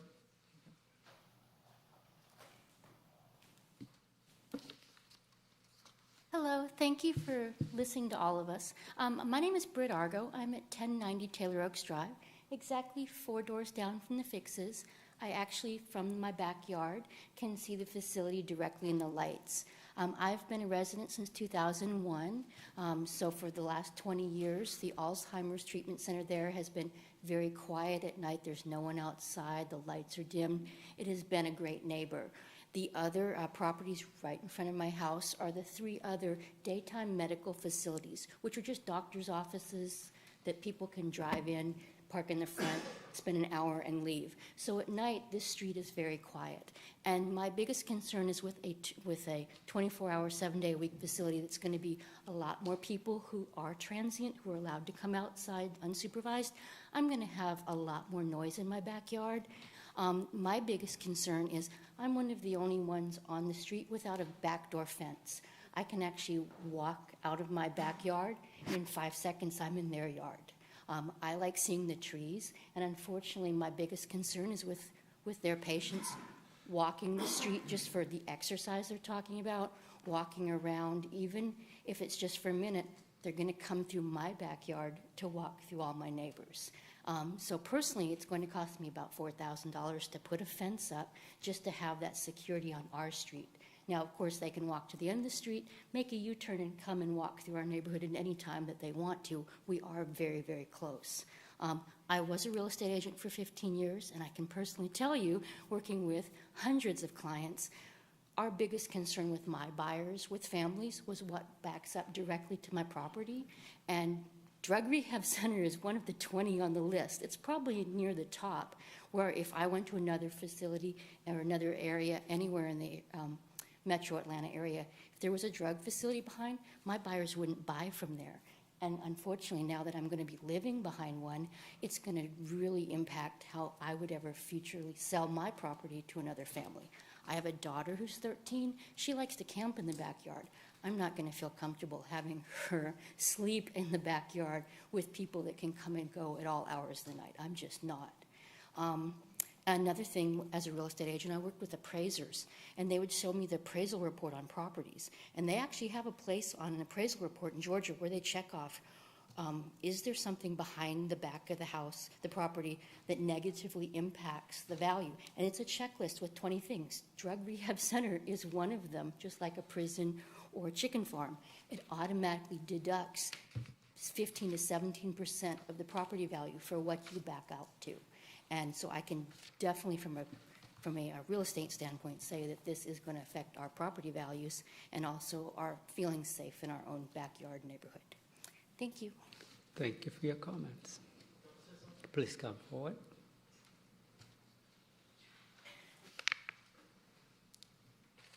How you doing? My name is Weiss, and I live 400 Humber Forest. My concern, I have 2 kids, and this location is so very close to my house. And for the safety and the people that are going to come into this facility, it's not safe for the small kids. And they can come in and go and leave anytime, right? And the main concern is going to be the safety for the kids and the location. It's not the right location. That's all I have to say. Thank you for your comments. Anyone else would like to speak? If you've already spoken, so. I can't add one more thing? No. Well, okay, I'll let you add whatever, if you can be precise, or we Please can. limit the comment, though, because he went on. I'll allow him to speak.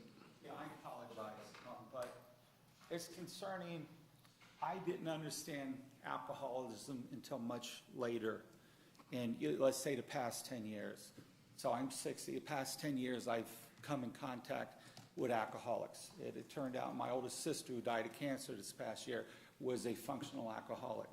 And I've met different friends. My father, who passed away years ago, his best friend, or one of his best friends, was a Venezuelan guy who was a once a professor at University of Michigan, but he went down that slippery slope of alcoholism and drug abuse.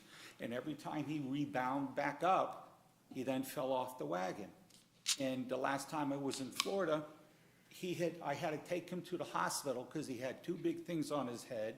It bled all over in his apartment that's subsidized by taxes, and he just doesn't want to quit. Now, what do you do with these people? If you can make money off of those type people, yes, you do it. Now, the reason I'm saying that is because over at I think it's St. Francis, there's a Catholic church. And I met an older woman named Ellen, who's the same age as my mom. Actually, my daughter would go there. And she last Christmas asked me, hey, can you take my ex-daughter-in-law, not her daughter-in-law, her ex-daughter-in-law, who was an alcoholic? And well, what was her story? She was from a rich family over here who took her into these type of facilities to do alcoholic rehab. And she didn't get out of them or escape out of them once or twice or three times, but the fourth time she couldn't take it and she got out. She escaped. And so now Ellen, being the good Christian, wants to help her. So she lets her live in her place.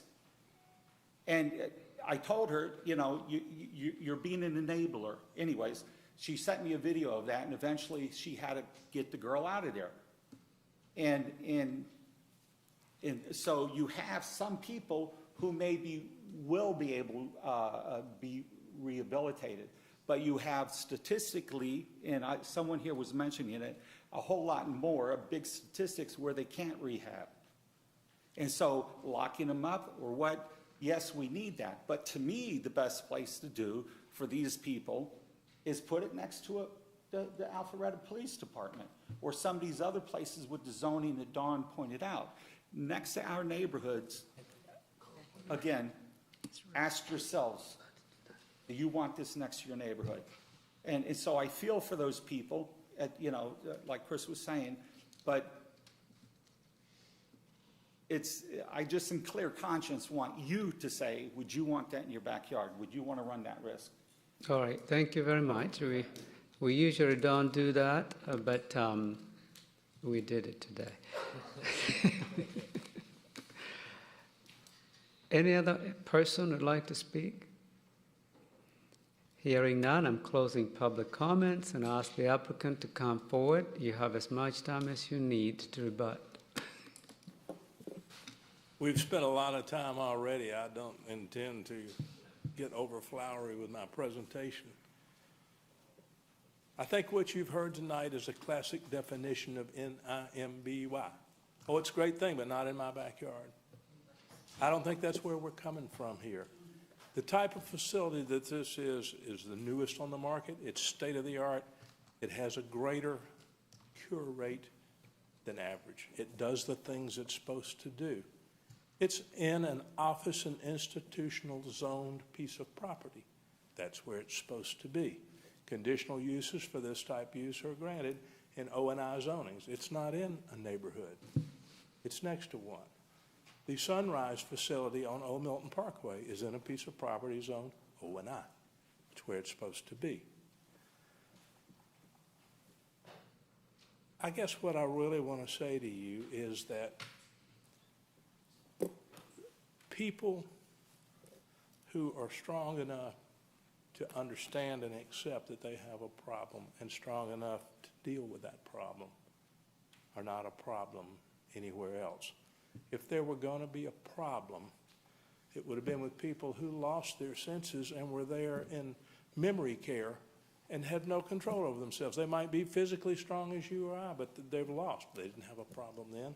There are 3 facilities right there at it that are psychiatric facilities, and they exchange people in and out, 5-6 days a week. Traffic, yeah, they come there, they see the doctor, they get the treatment, they do what they do, and they go home. So that, to me, either one of those is a risk factor. There's no risk factor here. The only reason for a fence is because in the CZIM meeting, the neighbors indicated that they would like one.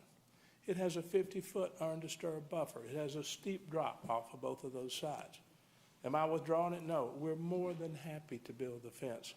The fence is not to keep our patients in. The fence is to appease the neighbors so that they are not impacted whatsoever by this development. I would stand with your planning staff. And if you look at their study and their report on this use, it fits every single criteria for the conditional use and for the change of plan. Every single one. Their recommendation is not maybe, maybe not, this should be approved. Their recommendation is rock solid because they understand, and this city understands, that it provides for all of its citizens for it to grow. I'm not sure that Roswell understands that, but Alpharetta has always understood it. This facility does take care of people who need the care.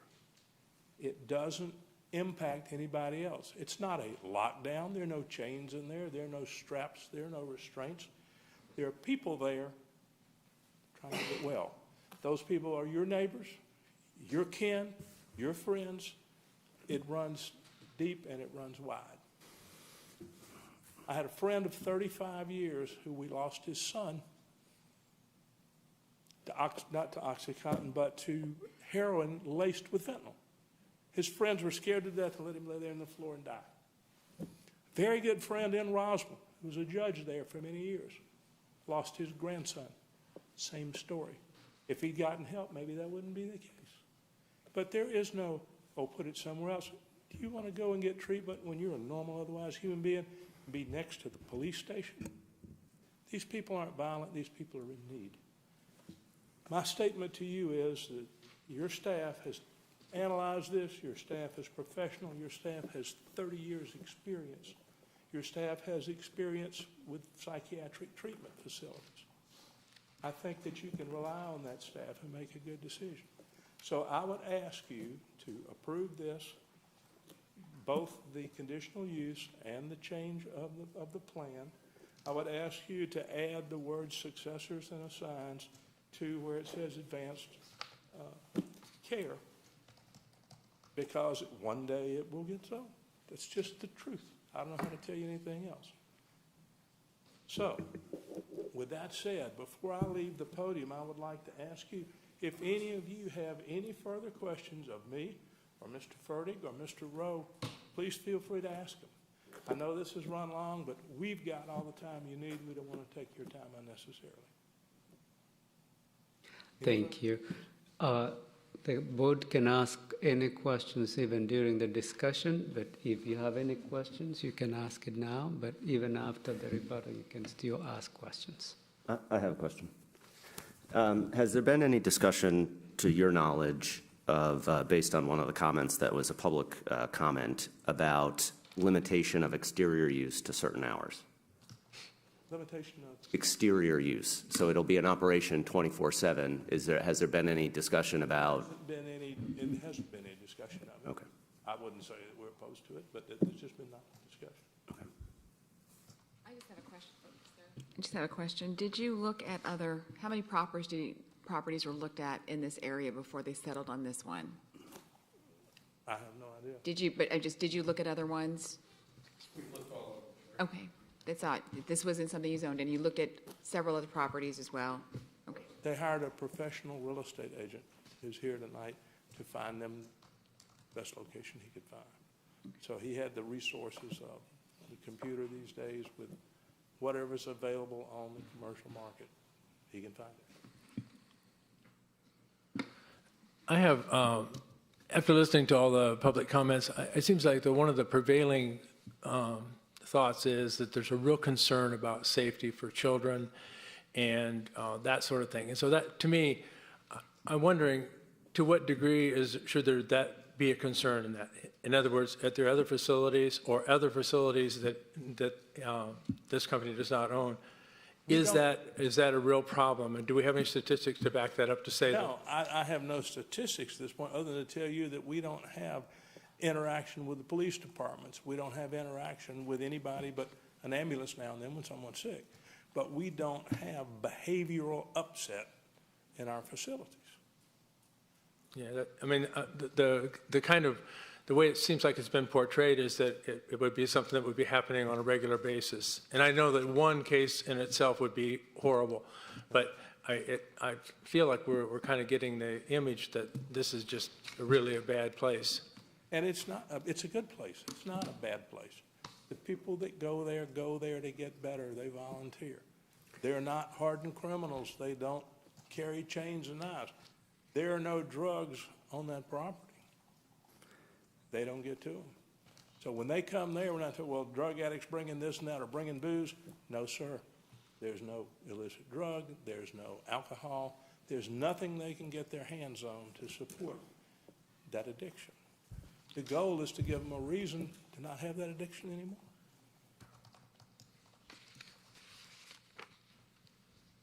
Any other questions? I have a question. What was the percentage for outdoor programming? So you mentioned the court and the scheduled time for smoking and things of that nature. When I'm stepping on Mr. Fertig's property, but when the weather is nice and there can be outdoor exercise activities that benefit the patients, they will do yoga, they will do floor exercise, they will throw balls back and forth, they will do any kind of thing that activity will permit. It's not lighted, so it won't be used at night. It won't be used in inclement weather because you don't want to go out and play in the wintertime. So it's an amenity. Some of our facilities have swimming pools. Some of our facilities have, the one in Colorado has interaction with horses, has horseback riding as part of its cure. Here, we'll have a gymnasium and we'll have the outdoor exercise areas. And that will about be the extent of what's there. The program is limited to the property. They're not going to be walking neighborhood No, you can't. with people. I'm wrong. Yes, okay. And you can't walk to the bus to go home.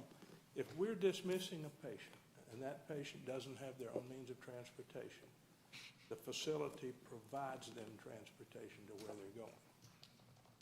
We don't admit people who come walking in off the bus line and come into the street and do that. Number one, I don't think that would be the type of person who would have the necessary insurance or funding to do it. Number two, we arrange for them to appear at a certain time, and we arrange to release them at a certain time. It's a matter of, it's the same way you run a hospital. That's what you do. And I guess my last point is, North Fulton Hospital sits almost right across the street. They treat psychiatric problems as well. North Fulton Hospital has never been a threat. There's a policeman now and then there because they have to accompany the ambulances or the air ambulances in to fill out their report and focus on what happened to the person that's now in the emergency room. I don't foresee any threat problems from a facility of this type. The Betty Ford Clinic, did it have threat problems? No. After Betty went there, hundreds of people went to treat problems that they couldn't deal with. This is a treatment facility. It's like a hospital. That's all I can tell you. Has there been a case in the other 9 facilities where the patients became a safety threat to the neighborhood, went out and stole or created a nuisance to the public? I don't think we've had that experience at all. Part of the reason why you have cameras. You need to come forward so it can be picked up. No, sir. Part of the reason why you have cameras is to prove that people didn't do something that they may be accused of. Very, very simple. You know, our facilities are fully cameraed, inside and out. So, no, I'm totally unaware, and there's been no instance of that at all. And you said there are some of the facilities are in neighborhoods. We have a facility, our facility in Ridgefield, Washington we share a property border so close that, by adverse possession, we lost part of the property. It actually runs through their garage. So you can't be any closer. They now own their garage because we bought it from somebody who didn't pay attention. And after, I think it's 7 years, they own it. So their garage is actually built on our property. And to the other side, they're probably 12 feet away. so much so that when they regraded their property, it flooded ours. So, you know, I'm unaware, and should any one of you wish to call a, you know, city manager in Ridgefield, where we're right in the middle of, feel free. Thank you. Any other? All right, I'm going to open the meeting now to the board for discussions and a motion. And first, let me thank the staff, of course, for the work that we have closed the public comments. For their diligence in evaluating this application, as you always do. Would you be silent, please, to maintain order in the meeting? And I also want to thank the applicant for your presentation, and most importantly, the public for your comments. We appreciate you coming in, and the part of what the board does is to facilitate a public process. We have applicants work with staff. They come up with a package and present it to us, and we are appointed by the mayor and city council to facilitate this process and make a recommendation to city council that makes the final decision. We are a recommending body.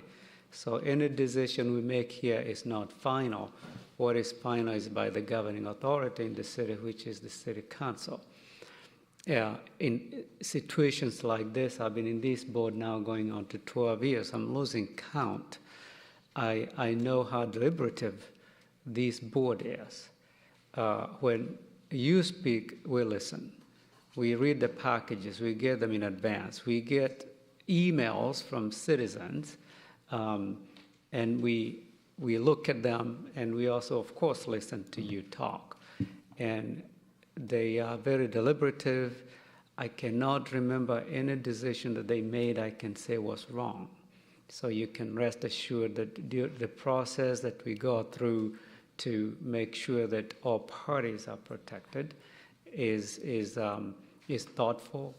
It's not haphazard. It's something that we can be proud of after we make those decisions. I'm just going to open this for the board to discuss, make a motion, and we'll make a decision. The board can decide to make a recommendation today. They can table the item until they remove it from the table. They can defer it and say we want to consider it another time if they want additional information. It can do anything. And if it's tabled by the Planning Commission, it does not go to council. So it's on you now to discuss it and make a motion so we can move it forward or table it. Francis, you know, this is one of the things that we've talked about over and over again about what happens with assisted living facilities. And as the baby boomers start to fade away and we no longer have needs for them, we talk about what can we expect of these things. And so I think that, to me, this is one of the opportunities to use a facility like this and to put it to good use. We really know that drug addiction is a serious problem everywhere. It's really bad in our city. I know even though we think that we're in la-la land, we are in denial if we think we don't have drug addiction problems. We do. And so I think that it's something that we really need, and I think it could be something that's beneficial to our community. And the one thing that I also wanted to point out was that I know that there's a lot of concern about property values. And I know that the research that they pointed out was done by the University of Virginia. I also saw one that was done by New Mexico State University and Temple University that refuted it, just the opposite, saying that there is no decrease in property values. So research is one of those things that you can find whatever you want, and I know that there's probably arguments on both sides, so I don't think there's anything definitive enough for me to think to make a decision based on property values. So those are a couple of my thoughts. I have a question, and I don't know whether it's maybe one that the city staff can help us with, but in the event that this was approved as a conditional use, would that allow the facility then to be converted into sober living without having to come back? Is that a use that's permitted? So what would be a sober living facility fall under congregate housing and assisted living? The approval would be subject to these specific conditions. So if it didn't match that exactly, it would have to come back. Okay, thank you. So I wanted to follow up on the chairman's comments. One of the challenging things, I think, when we become engaged in our communities is wanting to ensure that we are heard. And I think it was important to underscore this evening that while many of the people who spoke in opposition are residents of the city of Roswell, that they be afforded the same respect and courtesy that citizens of Alpharetta would be able to expect if these lines were arbitrarily different, and this was before the city of Roswell's planning commission, and there were Alpharetta residents speaking on behalf of their communities. The challenge, I think, is what is permitted where it runs in conflict with what is desired. And the perception of value, I think, is most challenging, in part because, I think, based on what we heard here this evening, and I apologize, is it Fix or Hicks? Fix. I could make a good argument that Chris adds value to his community, having successfully taken himself from a place where, and I don't want to speak for you, but you may have defined yourself as a more challenging part of your community at one time. Okay? So the reality is that if there are 62 opportunities that exist in this facility for a change, that's arguably improving the value of 62 other neighborhoods that are impacted individually. And I know that that's a very hard thing to define, and I'm not necessarily saying this is the proper way to define it. But I know that as we kind of sort through this, looking through what the staff report is and how what would be permitted and what would be desired, where those two things impact each other, I think is part of our challenge here this evening as we consider this proposal. Having said that, I would be more in favor of a condition that might limit exterior use, so that there would become a time at a certain point in the evening where outside activities were ceased and began again the following morning to address some of those concerns that people might have. I do think that if I didn't hear a portion of the presentation that addressed some of the runoff concerns, and if those are legitimate, I don't know how we might address them here. And I do think that all of us, whether it be on the Planning Commission or residents, are probably cognizant of the fact that the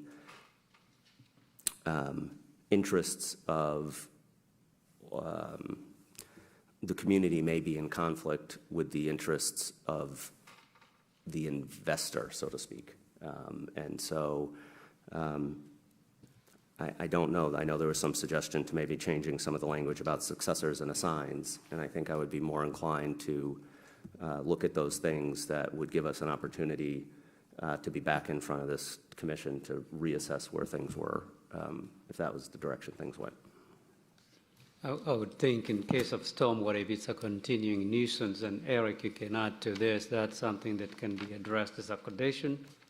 If there needs to be increased detention at the facility such that it can, that is, if it's continuing and it's beyond that which the state or the city having authority to issue permits would tolerate. But I don't know the specifics to talk intelligently about what that specific drainage is in the property. We heard a lot of, from my view, we all have kids up here, and the question about whether or not we would want this in our neighborhood, that it's kind of, absolutely becomes an emotional decision, and we're up here to decide whether or not this fits the requirements that Alpharetta has laid out. So I have to look at it that way. I trust our city staff. We have 30 years here of looking at things and weighing the pros and cons and coming forth with something that they believe is legally valid. And that means, for me, it means a lot to me as well. And I can't really decide whether or not that's my personal decision.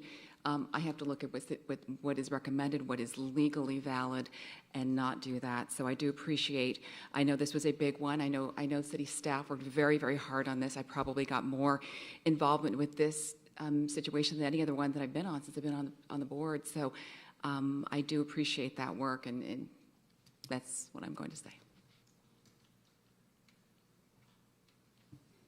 And the board can consider any other conditions you'd like to add to the conditions already laid out by staff if you want to make a motion to approve.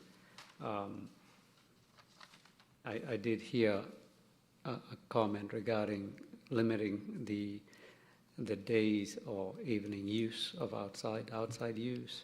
That would be one that if you have a recommendation you can add, and I believe the applicant said they would welcome it. Or we can ask staff to help draft. I would the prefer language. that because they already said there's no lights out there, so it's kind of self-limited a little bit, but I wonder if, I feel it's a little arbitrary to come up with something that, I don't know, maybe we can figure something out, but I don't know. And I think the reason is because I heard about outside activity, exercises. If there is a need to limit the hours that can occur, is something that the board can do if you so desire.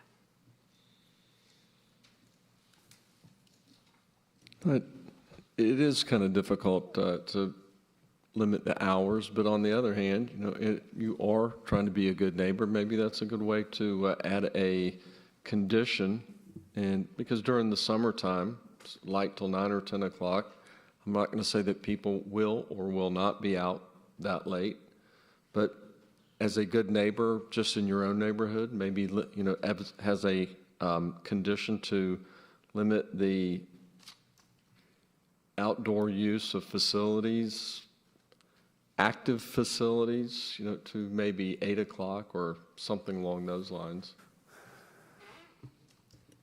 Yeah, again, I'm not certain, and if there was maybe an opportunity for the city staff to get involved in that, and I don't know what the opportunity might be between here and before it's in front of the council, but it might, again, based on the public comments, I think that there is, on summer nights, voices carry and noise carries, and if there are people out having a cup of coffee and taking a smoke break or whatever it is, that those might get noisy, and I'm hopeful that those are conversations about progress that are being made as opposed to challenges that are being had, but I know that they'll probably fall in the full range of the spectrum. And if there's some way to have some, some guide rails around that, I guess that would be of a benefit to the neighbors if this advances that far.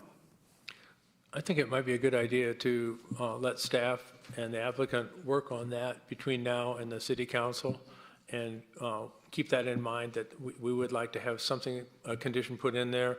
We wouldn't have to do that. There'd be something that could be sent forward to city council and let them make the decision on that. I would think, that is an option. But if the board has a recommendation to make to council, it would be appropriate to do it at this meeting, and council can change it and make it what they would like to do. And I say that is because it was mentioned, because of the outdoor activities in the evening. I can see that becoming a problem if it's 24/7. I don't believe that's going to be going 24/7. And I'm going to ask Ms. Cook if you have any thoughts as to how such language can be crafted.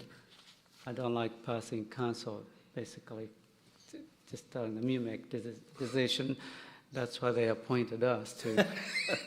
I think you're correct, just with no outside activities after 8 o'clock. I was thinking about, organized outside activities, but then it's just a dispute of is this organized or non-organized, so I would just say no outside activity. That doesn't mean that, somebody can't be sitting outside, but any kind of activity that would be noise that's generated. So I would say no outside activity at 8 o'clock, 9 o'clock, whatever time. And then I think somebody had mentioned detention, so we could probably require prior to a business license, a inspection report of the detention pond and remediation of any deficiencies that may be found. I mean, that's just for consideration on that one. And I wouldn't know whether that to be phrased as accommodation. I think that's something that you do anyway, because. Not for this, because it's not new construction, so we wouldn't require that without a condition, since it's just, they would need a business license. So we would say they would. Prior to a business license. Prior to a business license, an assessment or review or what, inspection. Yes, provide an inspection report of the existing detention, and repairs may need to be made. Kathy, maybe a number 9 condition, as simple as no outside organized activity after 8 p.m. I would say no outside activity. Well, what define what an activity is? Yeah, what if somebody wants to go out and It's fairly vague. Have a cup of coffee, Well, activity is movement and something that's active. I mean, I'm just saying that if it says organized activity, then I don't want it to be back and forth with code enforcement. What does organized mean? It's easier to define activity, because if it's organized, I know that if they're going to say, does that, not that I think, there's going to be issues, but I just know with code enforcement that it may be back and forth. If organized means we would have had it listed as something you could sign up for, or it would have been on our, our agenda for the day, but now they're just out there playing kickball, and it's not something that was organized, it was just all of a sudden. So my preference is no outside activity, and we can, we can define that better. Because to me, like if somebody goes out and takes a smoke break and then someone calls 911, is that activity? I mean, is that violating? Well, they're not going to call 911 anyway, because you call 911, for emergencies. They could report it to code enforcement. We would make a determination if we believe that it's in violation of that condition, and then notify the owner to make corrections. And then if it's something that's repeated, then it goes to the code enforcement board for their findings. So it is something we have to interpret either way. I think my only comment would be that DSM-5 identifies substance use disorder as a disease, as a psychological disease that is very often also comorbid with other psychological diseases and other medical diseases. That said, I don't know I personally do not know any families that are not in some way touched by substance use disorder. My own included. I've heard stories from several comments here that that's true. So our question here is, we as a board have the job of assessing the application relative to its merits by zoning law. We're also hearing a lot of discussion about concerns about the potential patients for this facility. The tendency is, do we really want to stigmatize the patients? Since so many of us know people who are touched by this disorder, would I want to assume that my family member who would be resident in a facility like this would be thought of as a pariah in the surrounding neighborhood? I understand the concern, but I'm also trying to think of those of us who have family members who would be seeking help at a facility of this nature, and would ask that if the facility can take measures that would keep the interruption to the surrounding neighborhoods to a minimum, that we consider it as a valid use of the space.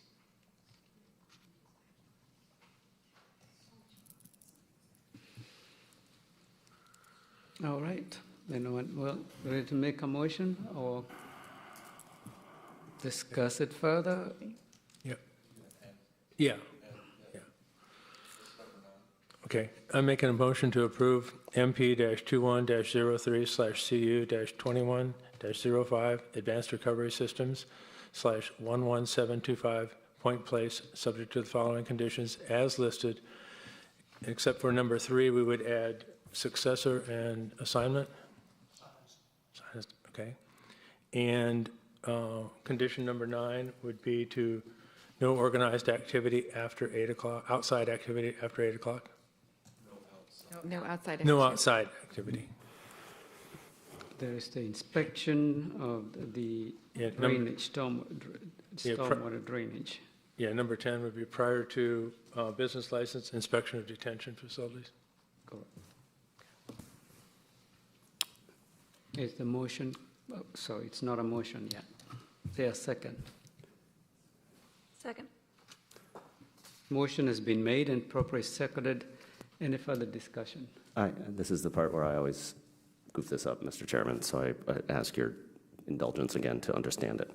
So if I wanted to adjust some of that, I'm making a friendly amendment? Yes, correct. Okay. And do I need to restate the whole motion or just the portion that I'd make a friendly amendment to? Just the one you're making a friendly amendment. My friendly amendment would be to strike the language in number 3 that allows the inclusion of successors and assigns.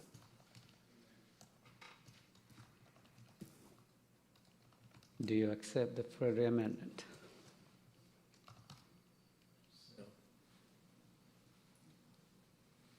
He does not accept, you don't accept? All right. All in favor, please raise your right hand. Motion, all in opposition? Motion carries. It will be heard by City Council. Is this November the 15th? Yes. Okay. This type of case requires a longer period of deliberation. Okay. As you heard the board administrator say, it requires further deliberations, and council makes the final decision. Recommendation is to approve with the amendments made by the board. Thank you for coming. That took quite a bit of time. We have 4 more. Does the board wish to take a break? I have 3 more. 5-minute break, and we'll be back in 9 o'clock.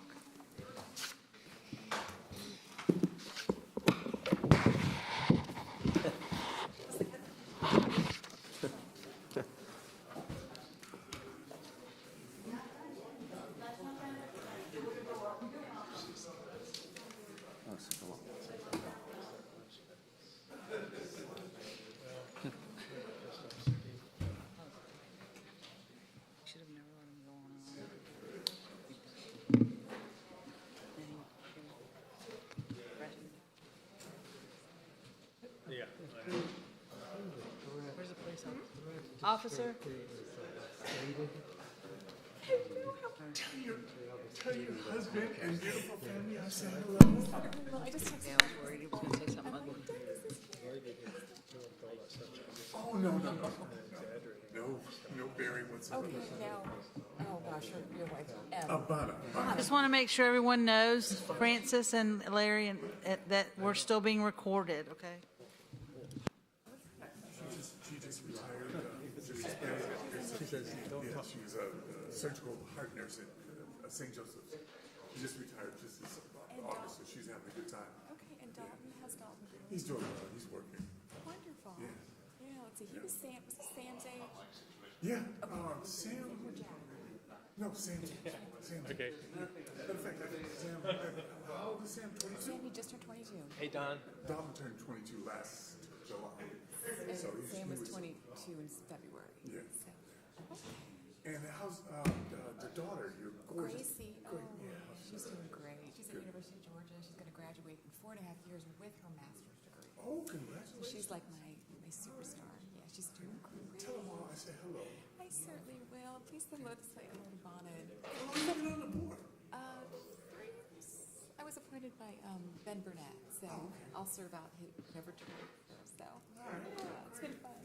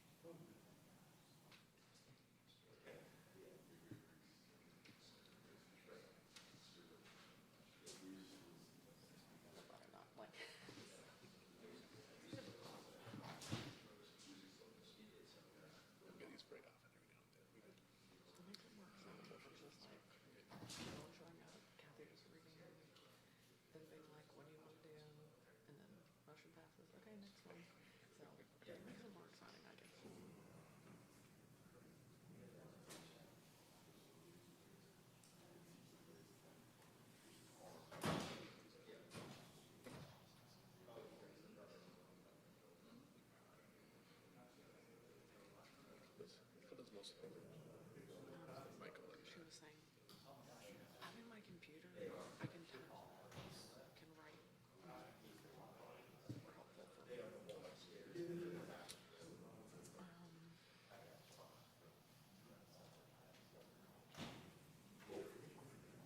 Makes it a lot easier. And I'm like, what does that say? Yeah. I keep things organized too, because when I look for a paper, it's like over here, over there.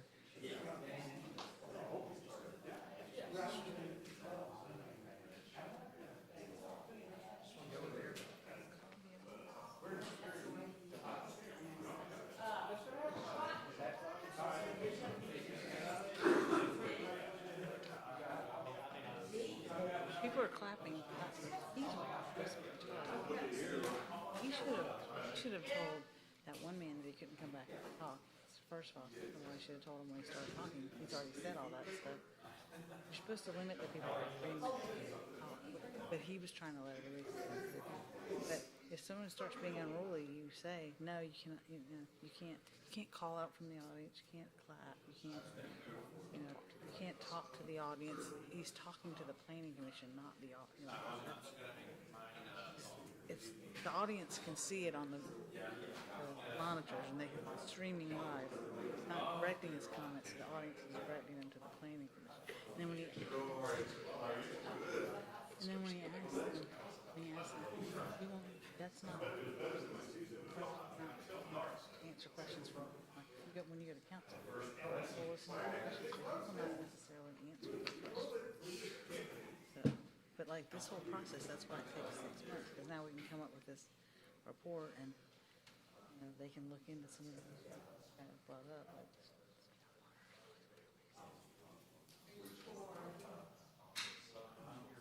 legally, in a negative way, they can't allow that to happen. So they're gonna take care of that anyway. But they always keep the last 6 things up whenever. But if he's got runoff now, it's not any more than he would have. But it lately.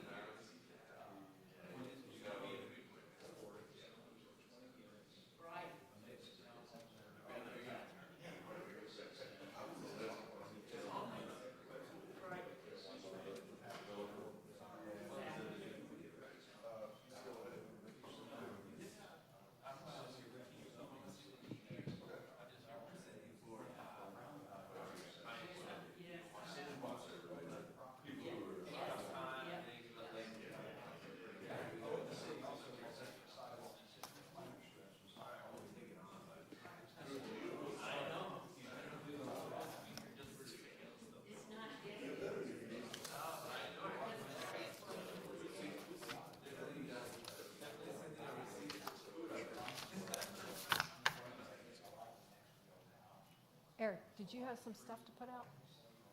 You have it? Okay.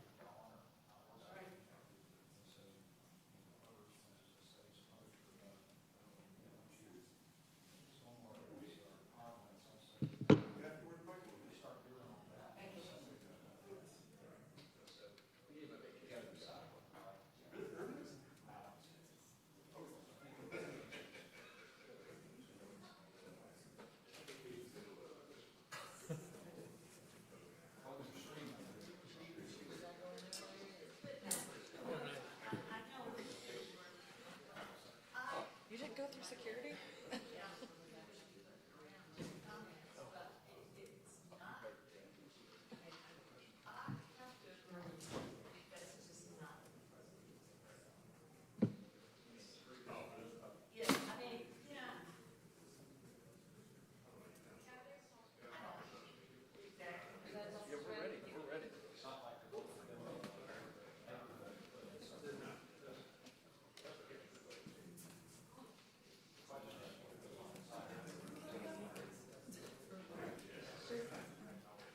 We got 4 more things. That was the hardest one.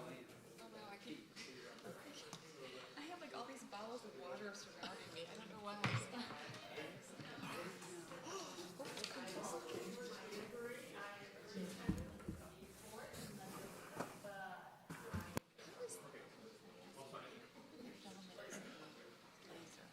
That's Chris Owen.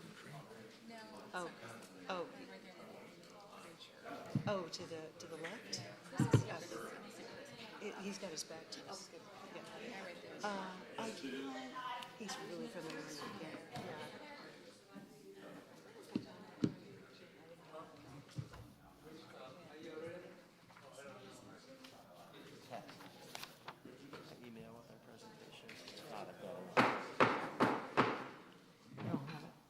We're about to resume this meeting, and the meeting is in order. The next item on the agenda is CU-21-04/V-21-07, West Side Wine and Spirits, Cousins West Side Pod B. Ms. Cook is presenting. Thank you. The next application, the applicant is requesting a conditional use and a variance to allow Westside Wine and Spirits to operate a liquor store in a 9,880 square foot freestanding building. A convenience center with 16 gas pumps is also proposed as part of the development. However, the convenience center with gas pumps is already allowed from the 2003 Cousins Westside Master Plan. They are also requesting a variance to reduce the landscape strip along West Side Parkway from 20 feet to 10 feet. The property is located at 2125 at the west corner of Hembry Road and West Side Parkway. And let me put the site plan up. The little over 3-acre undeveloped property zoned CUP. It's subject to the Cousins West Side Master Plan Pod B, which allows a liquor store if it's approved as a conditional use. Surrounding properties are also zoned CUP, except the property to the west, which is light industrial. There's an undeveloped property located to the north, and 2 office buildings are located to the east. And there's a public storage and also the concrete plant located to the west. And actually, that's the public storage, and I think it's a waste management facility. It's not a concrete plant. And Westside Villa is located to the south. The comprehensive land use plan designates the property as business, manufacturing, warehousing, and light industrial. And the liquor store, Westside Wine and Spirits, is a new business. The applicant has experience in liquor store management and will focus on high-end liquors and wines.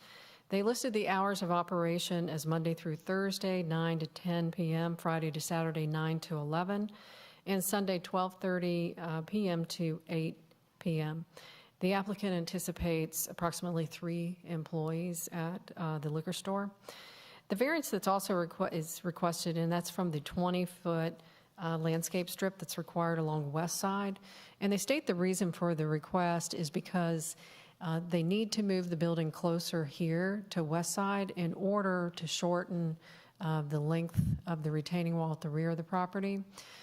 You'll see within our recommendation, we're not recommending approval of that variance request to the reduction on the landscape strip, because we believe there's more room and there's over 54% open space when that's more than is required. So we believe that this could expand onto that property, and then you could also include the landscape strip. The plan, as you see, has a 9880 square foot building on the northern half of the property here. This is the convenience center, which is 5,500 square feet. Because of the Cousins West Side plan, it did require that if you built a convenience center, that the parking has to be internal. So that's why you see the flip-flop.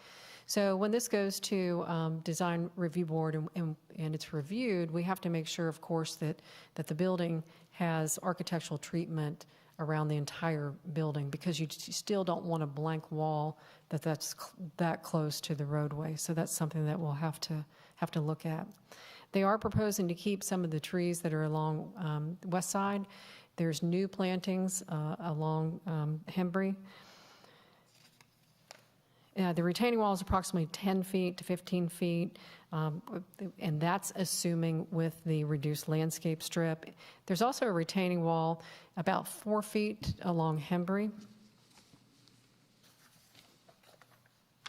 They do have 2 driveways depicted. We are recommending it, if it's approved, that it is conditioned to 2 driveways. They are showing another curb cut here, which doesn't have the depth that would be needed for a true curb cut. So we are recommending, if it's approved, that they have limited to 1 curb cut on each roadway. They did provide the traffic information. It shows that about 350 trips are expected for the PM peak hour trips.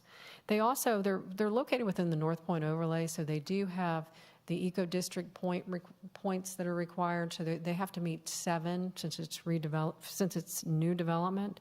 And they are proposing building energy efficiency, which is 2 points, building water efficiency 2 points, bioretention 2 points, and alternative measures 1 point. Of course, that's something that we'll have to review and finalize during, if it's approved during the land disturbance permit, to make sure it meets the requirements. The conditional use review criteria is listed within your staff report, but it's UDC section 4.2.3. And looking at the conditional use review criteria, we look at number 1, access into and out of the property with regard to traffic and pedestrian safety, volume of traffic flow and emergency vehicles, as well as the type of street providing access. We found that the use should not have significant impacts on vehicular and pedestrian access. The site plan depicts access, like I stated, 1 curb cut from Hembry as well as west side. So we don't expect any issues with the circulation. We also look at number 7, which we believe is important with this particular application, ensuring that the conditional use is appropriately separated from similar uses and conflicting uses such as residences, government buildings, parks, churches, and schools. So, of course, with an alcohol license permit, there's distance requirements, so we looked at that. The nearest residence to the proposed liquor store is located to the south in Westside Villas, which is approximately 750 feet away and complies with the minimum distance of 200 feet. We also looked at the nearest school, which is located to the west. It's International Charter School of Atlanta, and it's a little over 2,000 feet away and complies with the minimum distance of 300 feet required from a school. And the nearest similar uses are Red's Package Store and Total Wine, which are 3,300 feet away and 5,200 feet away, respectively. So they do meet that criteria. But looking at the variance review criteria for the landscape strip, we believed that they could fit in the landscape strip, the 20-foot landscape strip versus the 10. We do understand that they've stated that impacts this wall. However, there's other land available. It may prevent a future out parcel, but there's land that's available for use if they need to expand the required parking. We reviewed the applicant's proposal, and again, we can support the request for the conditional use, but not the variance request. And they did go through the citizen participation process, and they notified property owners within 500 feet. And the report states that concerns were raised by parents from the International Charter School of Atlanta, located at 1675 Hembry Road. Concerns voiced were proximity of the liquor store to the school and also crime associated with the liquor store. So we did touch base, of course, with public safety, and they didn't have any concerns or issues at the existing liquor store that were a concern to them. We did receive 16 emails objecting to the liquor store. Concerns included crime, traffic, and the proximity to the school. We're recommending approval of CU 21-04 Westside Wine and Spirits, subject to conditions. 1, liquor store shall be added as a conditional use at 2125 Hembry Road, limited to no more than 9880 square feet. 2, conditional use approval shall be limited to Westside Wine and Spirits. No additional liquor store use or subleasing shall be permitted within the approved space. 3, liquor store shall be limited to package sales of beer, wine, and liquor. 4, has the hours of operation. 5, it shall be developed substantially to the site plan submitted. 6, Hembry and Westside streetscapes shall be substantially as shown on the submitted site plan, with heavy ornamental landscaping between the buildings here and the sidewalk to fill in this area. But we also say that the 20-foot landscape strip should be provided along West Side. 7, existing street trees along West Side Parkway shall be saved as depicted on the site plan. 8, property shall be limited to 1 curb cut on Hembry and 1 curb cut on West Side Parkway. 9, deals with the building exterior, primarily brick or stone. 10, with the retaining walls, that those should be terraced. And 11, a minimum 30% open space shall be provided on the property and shall be improved with hardscape and landscape with final approval by staff. 12, developer shall dedicate a permanent easement across the south end of the property for a pedestrian walking path for future connection to Maxwell Road.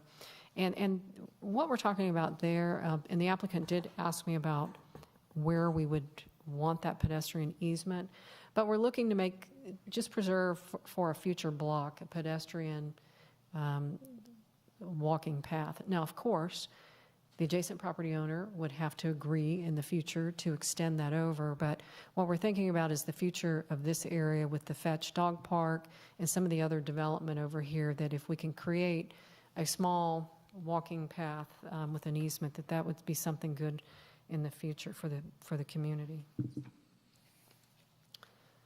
And 13, eco-district measures for the proposed development shall include the use of sustainable landscaping and bioretention as approved by staff.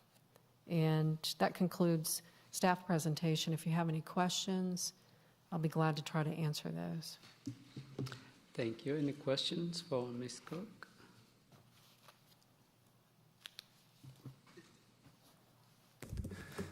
Are both buildings, is everything being built at the same time, or just the?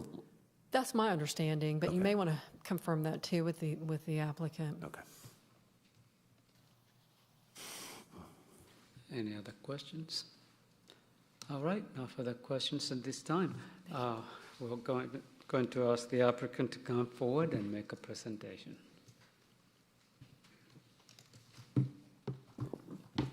Good evening, everybody. My name is Juan Del Rio. I am here representing Mike Panjuani, the future owner of this parcel located at the corner of West Side Parkway and Hembry Road. As Kathy mentioned, we've been working with staff to create a plan that will meet the city requirements and respect those, and at the same time provide proper use and the most efficient use of the property for my client. That being said, we agree to all the terms the staff recommended, but we would like to put into consideration the second access on West Side Parkway to at least be a right out of the property because of the volume that may be created by a future phase coming onto the left side of the property.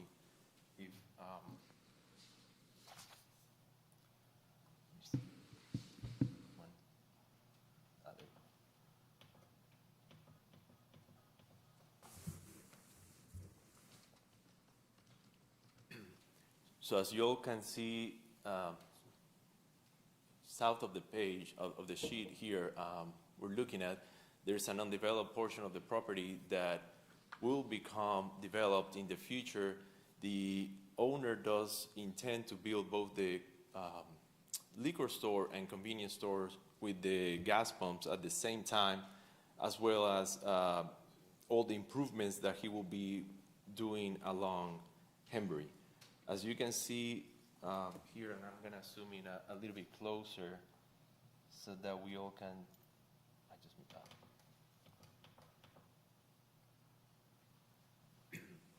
So we are proposing some major improvements to Hembry Road. As you can see, we're going to be expanding the diesel lane towards the property and also creating a much more longer left turn onto West Side. My kids used to go to the international charter school, and coming back on Hembry to make a turn to get back on 400, it is still a nightmare. The traffic volume on that turn, it can be pretty heavy at times. So these improvements to Hembry are going to benefit the community overall and also provide safe access to our customers into the property. That being said, the property is going to be well illuminated, and it's going to have security cameras, so it's going to have staff on site at all times from both the gas station and the liquor store. So we do expect a safer environment for our customers as well as pedestrians walking down this beautified strip that we will be creating for the city and for everybody's use, of course. That being said, the lot, and I'm not sure if you guys have, pretty sure you guys have passed it by, is heavily wooded, and it's a mountain over there. It goes up so high up that it's been very challenging, but at the same time very exciting to bring up this development, because we do want the buildings to be facing both streets, beautiful corner, access into the North Point overlay. We're very excited to bring these buildings and complement this intersection and the streets and all these pedestrian improvements, that it is making it a challenge to work with the rear part of the property, because there is a 35-foot difference from both Hembry and West Side to the rear of the lot. That is why, as Kathy was mentioning, we are having to spend the extra money for a retaining wall, which will be beautified with some type of landscape and other forms of other methods of, I guess, construction that would soften up some of that eyesore that are retaining walls. That being said, the reduction of the landscape buffer or landscape strip along West Side is going to help have this building, especially the C-store, much closer to the street, with a much nicer look to that corner that's going to become a focus point of everybody pretty much trying to go to the North Point Mall area, and also coming up on Hembry, which is growing fast, as everybody knows. So that landscape buffer can also be asked for administratively. However, Michael suggested that he said that we have to present it as a request, since we're asking for a conditional use on the property already. So, but it could be approved from the Director of Planning up to 10 feet, and that's why we're here in front of you today asking, letting you know if it's up for consideration. We'll be working with the city to provide some sort of a statue or art on that corner to also increase the beauty of that corner, and to provide access to the rear, as Kathy just mentioned. However, it is going to be challenging because of that great difference between these two lots. We'll be willing to work with them on some type of a stairs or ramp, but whatever comes in the future, we can definitely get something worked out with the city for such a connection. I'm open for any questions. You made a comment, I believe it was condition 7, it's going, I'm sorry, 8. you mentioned about the second access, right turn only. Can you explain what you meant by that again? Yes. And you can use that microphone next to, you can sit there if you need to. I don't want to be sitting no more. Thank you, though. This access over here, it will be for a future development that we don't know what kind of improvements we'll be doing to this southern portion of the lot, but we do have to consider that any of this traffic trying to live closer to the intersection represents a heavier and more dangerous flow to the pedestrians and traffic coming down from the intersection. So, another entrance here will soften off this point of access, and at the same time, it will provide a different kind of outflow out farther from the intersection. And so that's why we want to present it as, to leave it as an open option. It doesn't mean that we will have to install it today out there with this development, but it is something that may be needed for the development of the property to the south. Understood. Thank you. Yes, sir. Any other questions? So the pumps, and again, I know that, so this is conditional use related to the liquor store. Correct. But the convenience store is being constructed, the pumps are being installed, all of that's being done At the same time. at the same time? Yes, sir. Okay. Do you have a vendor for the gas station? Not at the moment. Okay. I was mostly out of curiosity. I understand. Here to provide as much information as I have at the moment. Any other questions? Well, no other questions at this time. Thank you. I'm going to open this for public comments. Anyone would like to speak in favor, please come forward. Anyone in opposition? No one in favor, no one in opposition. Close public comments, open it up to the board for discussion and or motion. I would like to ask Eric, what are your thoughts on having that access off of West Side Drive?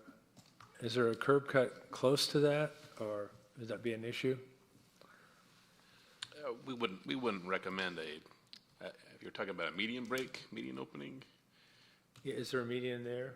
There's a median there, I believe, in there. They were requesting a right turn only. Yeah. It seems like those. My concern is the shallow depth of their lot right there, and typically you want to have a little bit of a space to turn into the development. So I'd need to see the rest of the plan to really evaluate that. To do that. I mean, you do need to have a certain amount of space between the two driveways on the same side of the road. But with what they're proposing now, it didn't seem like it made sense to. No, yeah, when you look at it, it looks pretty narrow right there. Yeah. And the gap between the previous exit and this one is too short. And that's something the applicant or whoever does that development can always come back and ask for. But that's not something we have to decide tonight, right? No. It's just, okay. Yeah, it's just. Anyway, just FYI. Yeah. Eric, any concerns about the left turn from Hembry Road into the Hembry Road entrance across oncoming lanes? Because it looks like, I can't tell if there's an elevation change. In other words, are you turning left into an immediate uphill? And it's a very short, tight little turn? We're proposing that they provide a left turn lane for, so that, so that there will be adequate access, and we'll have to look at that really good with sight distance and make sure that the design of that intersection is appropriate for a safe, safe design and safe access. But we'll have to take into account the grades as well as the, horizontal at that point. And the chute distance, once you've made the turn and you're into their entryway, it looks like it's a real short chute, if you will, before you have to make a left into the lot. Right. Yeah.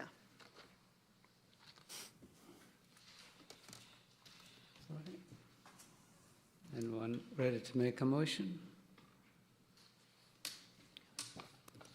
Mr. Chairman, I'll make a motion to approve CU-21-04 Westside Wine and Spirits, subject to the conditions as noted by staff, as noted conditions below, and to deny V-21-07 request for landscape strip variance. Second. Motion has been made and properly seconded. Any further discussions? All in favor, please raise your right hand. Motion carries unanimously. This one is going to be heard by City Council on May the 24th. As I said, City Council makes the final decision. Recommendation is to approve. Thank you. We have two more. CUC-P-21-03/Z-21-04/V-21-909 Hudson Park. Eric?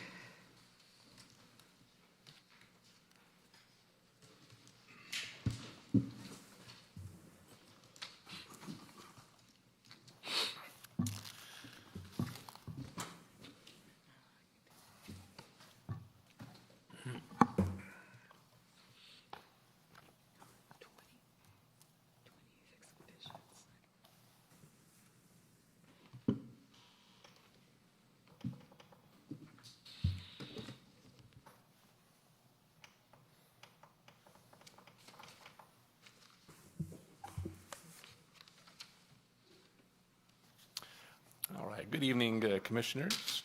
Tonight we are looking at CLUP 21-03, Z21-04, V21-09 Hudson Park. The applicant, Harrison Development Construction LLC, is requesting a comprehensive land use plan amendment, a rezoning, and a variance in order to restore the historic Weatherford House, allowing for it as a use for an office or resident, and to allow for construction of a 16-lot single-family detached subdivision. The property is located at 193 Canton Street at the southeast quadrant of Mayfield and Canton Road, as indicated in the exhibit. The current zoning is R10M Historic District. Properties to the west and to the north are individual lots zoned R15. And then properties to the east and south are zoned C1 and include Main Street Commons, office condos, as well as CVS pharmacy. Diagonal across the street from the Canton and Mayfield intersection is the Alpharetta Arts Center, located in that location there. And this depicts the current zoning. A comprehensive land use plan amendment is requested from downtown residence to density to mixed-use live-work. And the rezoning request is from R10M to DTLW for the Weatherford House, and from R10M to DTR to allow 16 detached single-family homes. A variance is also requested to allow lots to contain some of the access drives within the lot. In 2014, the property was approved for rezoning to construct 20 single-family detached and attached homes, preserve the Weatherford house. That development's Stonewalk Mayfield had a density of 8.3 units per acre. This is a picture of the Weatherford house. It's on Canton Street. I'm sure many of us have seen that.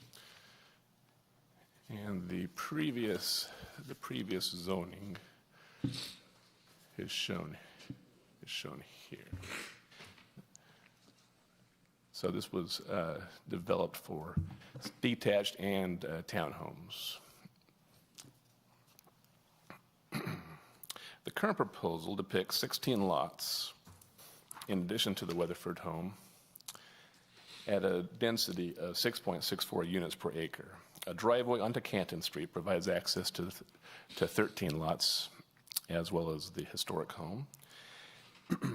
And 4 lots are accessed via an existing private drive off of Mayfield, and that'd be these 4 lots here. I'll have a little access drive there. Each lot will provide a 2-car garage, as well as the required driveway parking that would accommodate 2 additional vehicles. Community walking trails are also identified throughout the development, as well as an open space for amenity area. Canton Street is shown improved with an 8-foot brick sidewalk along the frontage, as well as along the city parcel that it travels south towards downtown.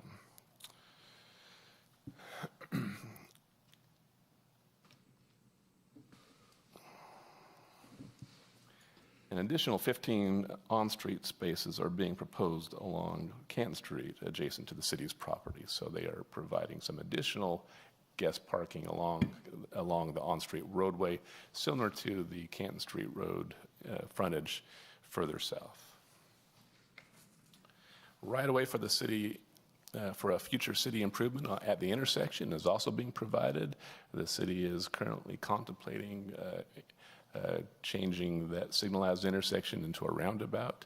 And so this site plan has that in mind and has preserved the right-of-way appropriately from what the Public Works had developed as a plan. The applicant has stated the architecture for the proposed development will be designed compatible with the historic Weatherford House. The trip generation report submitted estimates the development will generate 13 a.m. peak hour trips and about 17 p.m. peak trips. Staff has reviewed the application considering the criteria found in the UDC for amendments to the CLUP, zoning modifications, and variance requests. Based on the consistency with the downtown plan vision and compatibility with the surrounding development, staff finds that they can generally support the request subject to several conditions.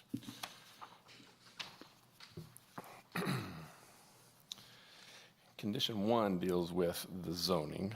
Condition 2 deals with the comprehensive plan amendment. Condition 3 talks about allowing the alleyway to be part of some of the lot counts. You can kind of see that on the site plan here, where the lot plan goes to the center of the alleyway, which allows that minimum lot size. The historic Weatherford House shall be used or shall be refinished and can be used for an office or residence. A garage and driveway shall be provided with both accommodating at least 2 cars side by side. The house should be saved on the property, restored and designed under the city's historic preservation incentive ordinance. Restoration shall be completed by the 8th certificate of occupancy, subject to a certificate of appropriateness from the Historic Preservation Commission. Architecture and materials shall be developed substantially similar to the submitted renderings, except for the modifications required to comply with staff comments and in compliance with the Alpharetta Downtown Code, subject to final approval by DRB. All homes should have 4-sided architecture, materials, and details unique to the front elevation. All homes shall have a chimney. A minimum of 5 homes on Canton Street or Mayfield shall be substantially brick or stone. Condition 7 discusses building heights. Condition 8 talks about the front yards and decorative low walls along the main roadways. Condition 9 talks about the street frontage, streetscape along Canton Street. Condition 10 discusses the streetscape along Mayfield Road. Condition 11 discusses the parallel parking proposed.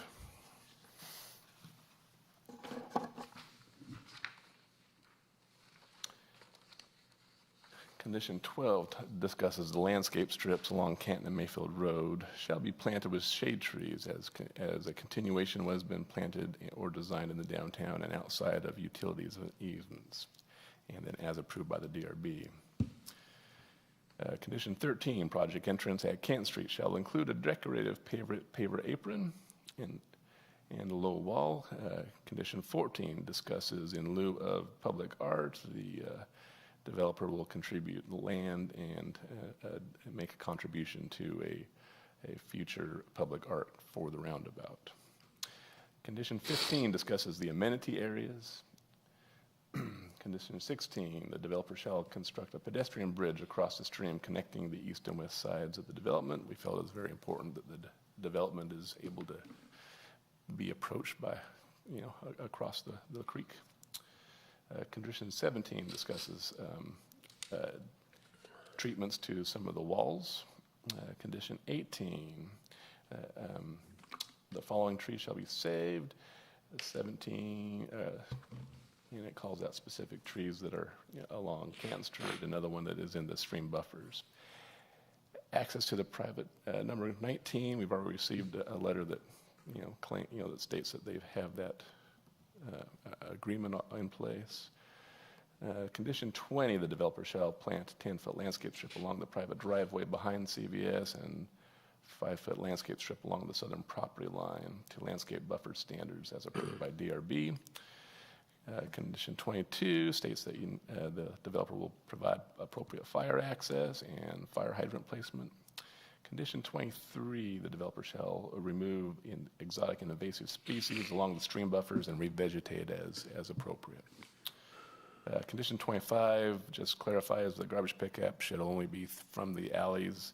And condition number 26 states that no more than 10% of the residential units can be rented or leased at one particular time. That is my presentation. I'd be glad to answer any questions that you may have. Any questions for Eric? Sorry. I think you actually said it, but for number 11, on-street parallel parking, how many spots were there?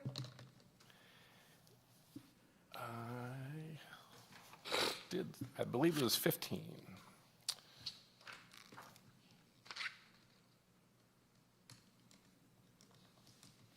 Yes, 15 spaces were being proposed. 15. Does that run the whole length of the city-owned property? Yes. Oh, cool. Is that intersection, is that the same intersection right across the street as the Art Center? Correct. Yeah. So this is located directly diagonal from the Arts Center. right, that's what I thought. So, but there's going to be parking on the street, so it's a 2-lane. So if you were coming and then turn left to go to the Alpharetta Elementary School, correct? Correct. So right now that gets fairly crowded. The curb cut and the parking is going to be along the street there? It would be similar to what is further south where the parking is actually cut into where the sidewalk is now. So the parking will be where the sidewalk is now, and the sidewalk will be adjusted further into the city property. So because I live right there, and you're right, it backs up. There's that little curve, and there's a little turn, that's about it. So are you taking away any of those current 3 lanes? You're just No. just moving. We're just moving it over. moving the sidewalk over, Okay. and creating a parking lane. And at some point, the idea is that's a roundabout. And at some point, the idea of that is a roundabout. So you're not going to have the red light stopping everything forever. Okay. Eric, that semicircle on the right side of the diagram that I guess is up, yeah.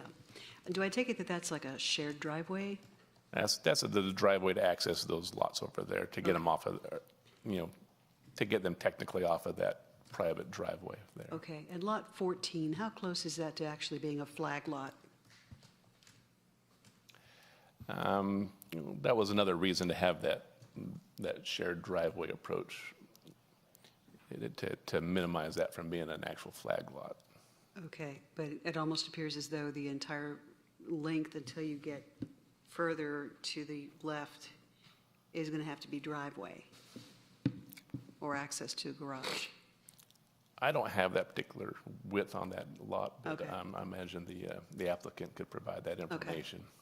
I'm assuming that they would have a sufficient land to go ahead and landscape and their driveway and whatnot. Okay.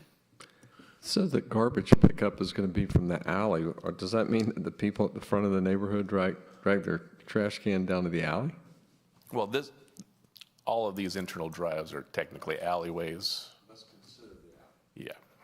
Yeah, there's not a public street there. The buildings will have, a front door presence off of the main roadways, except for maybe like these lots back here. So Eric, is that on the back of the lot there where you go on that private driveway, do they have to have an easement then from the property owner so that they will always have access to that? They've secured that. They've secured that land and for that private driveway. Okay. So that the applicant could speak further on that as well. And then if the Weatherford building happens to become an office building, then does that parking that's on the street count as the parking for that? Or is that something that would have to be addressed? The parking on the street would be able to count towards that. Okay. And that would accommodate that? There's enough there? Is the other curb cut that's shown there on the private drive, would that go into the CVS property? Or is there still another? Yeah, this driveway right here goes to the CVS property. Okay. So I'm just curious, because down that entire road, that is the last remaining home on that entire strip of Canton. Everything, all of the other homes that existed there forever were removed. Why is this one? Is this are you requiring it, or is that something the developer is offering to do? This has been designated by the city as one of the historic or contributing historic properties. When's the last time someone lived there? And I've lived there this like was- 25 years. And history. It was conditioned in 2014 also to be. Okay, to I be, mean, it's the cool little thing. It's like but so there's no other provisions for that other than it has to be renovated to its original or typical. The renovations have to meet certain guidelines and standards and be approved by and be approved. Okay, cool. And also, what's the timeline on, I know this is probably far out, but the timeline on a roundabout at that corner? That's going to be based on upcoming funding opportunities. Okay. Oh, that's neat. The city is looking at pursuing an extension of the current T-SPLOS program, and so that would potentially be one of the projects from that T-SPLOS. So does that have a high priority? Yeah, I was going to say, where is it on the priority list for roundabouts? It's got to be, it's in here, yeah. Last I looked, it was on that top priority in that next T-SPLOS round. All right, any other questions? No further questions. The applicant can come forward and make a presentation. I assume that's the applicant. Can I ask one more question? Yes, sure. I'm sorry, can I ask one more question while they're walking? So going back to the art, so on number 14, that they were going to pay the $12,500 after the roundabout, the sum for the future public art. So what happens if the roundabout doesn't go? It's a no-go. Then we would, if they make us a contribution to public art, then the city would be able to have that funds to provide an appropriate piece of public art, hopefully in the vicinity of this development. Okay. So they are preserving some land at the corner, which originally I believe, we were saying that they needed to place something there, and then if the discussion came forward that if we put a roundabout there and that all gets wiped out, doesn't make more sense to, find something nice to put in the roundabout and have that be, a better focal point than something that's going to be temporary. Okay, thank you. Thank you. All right.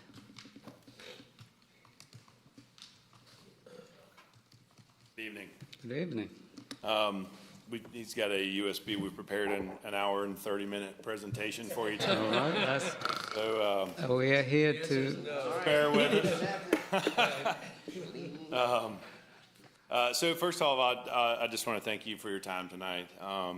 We respectfully request the approval of this property to rezone from DTR or to DTR and DTLW for the construction of 16 single-family detached high-end luxury homes.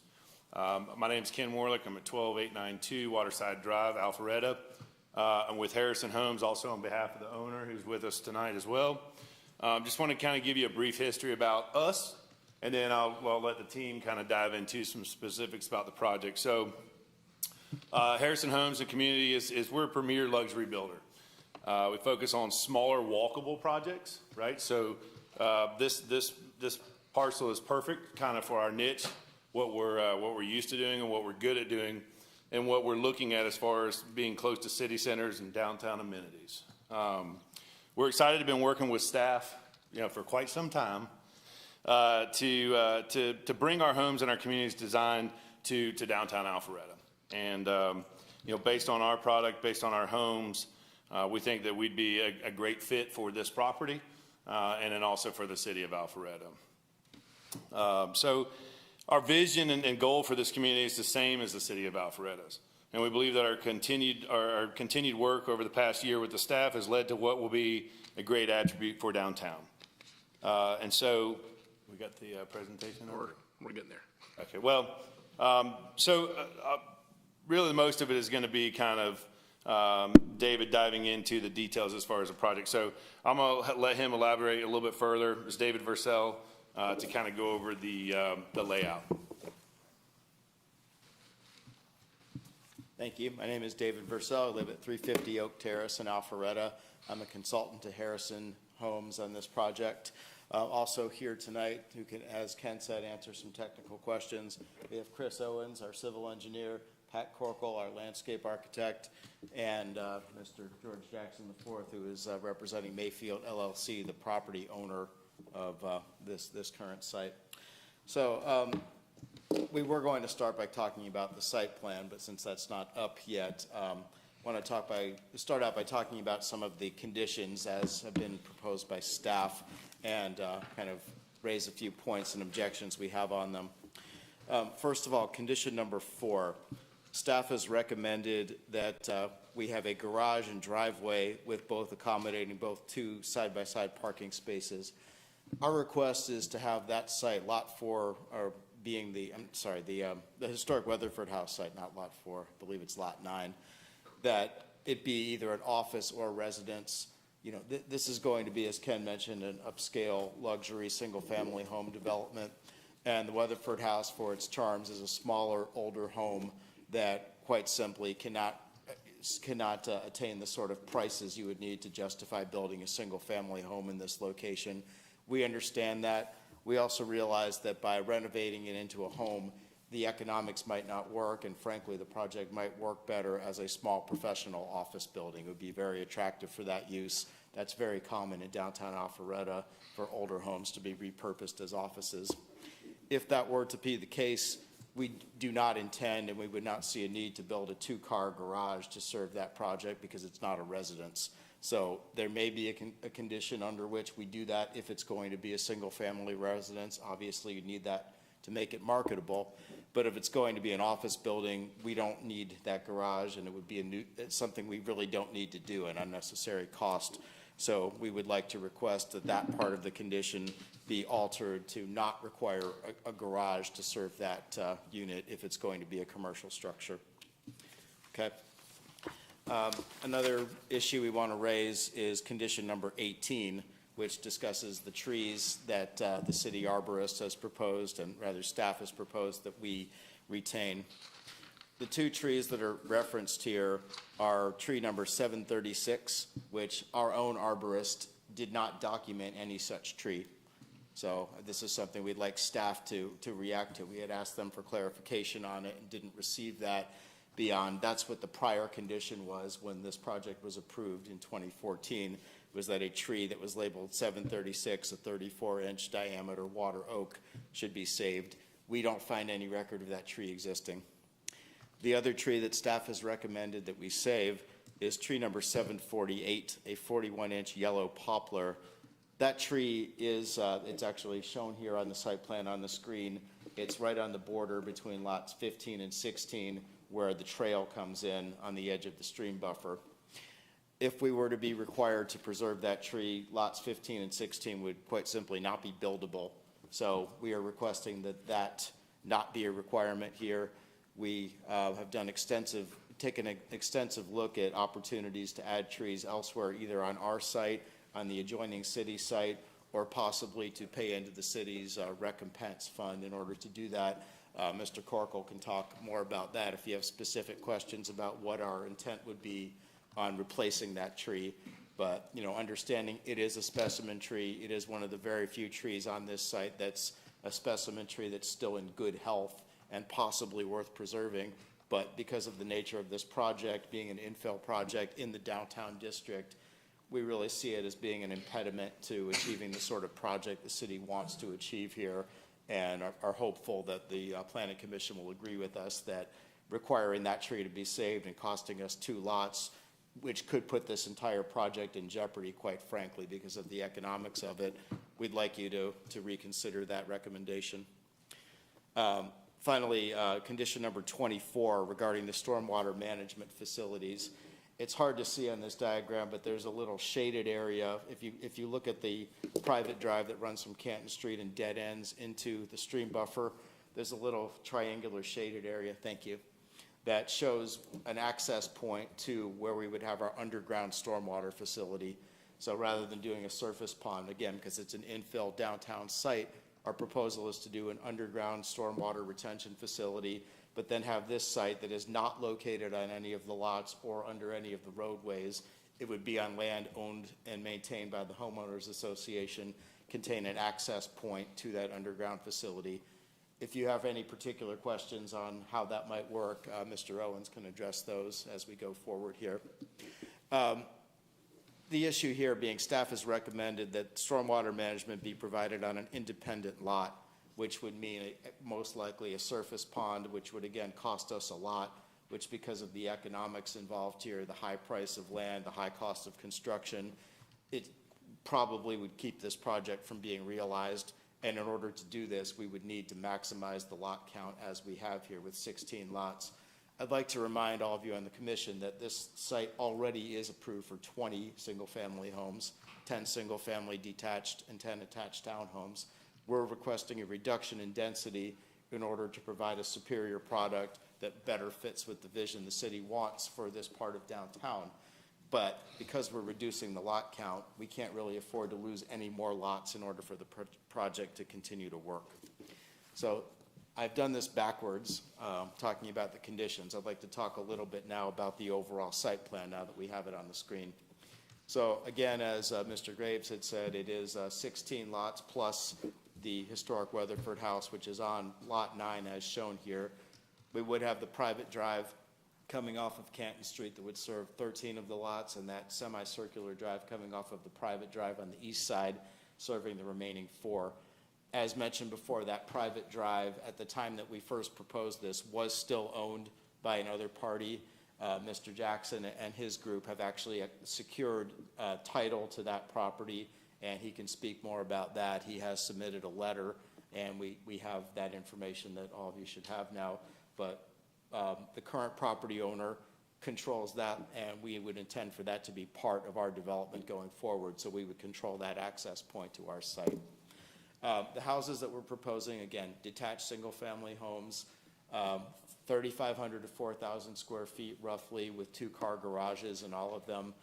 The ones on the perimeter of the site along Mayfield Road and Canton Street would be front-facing, with the frontages of those homes facing out on the street, and the garage being an alley entrance on them.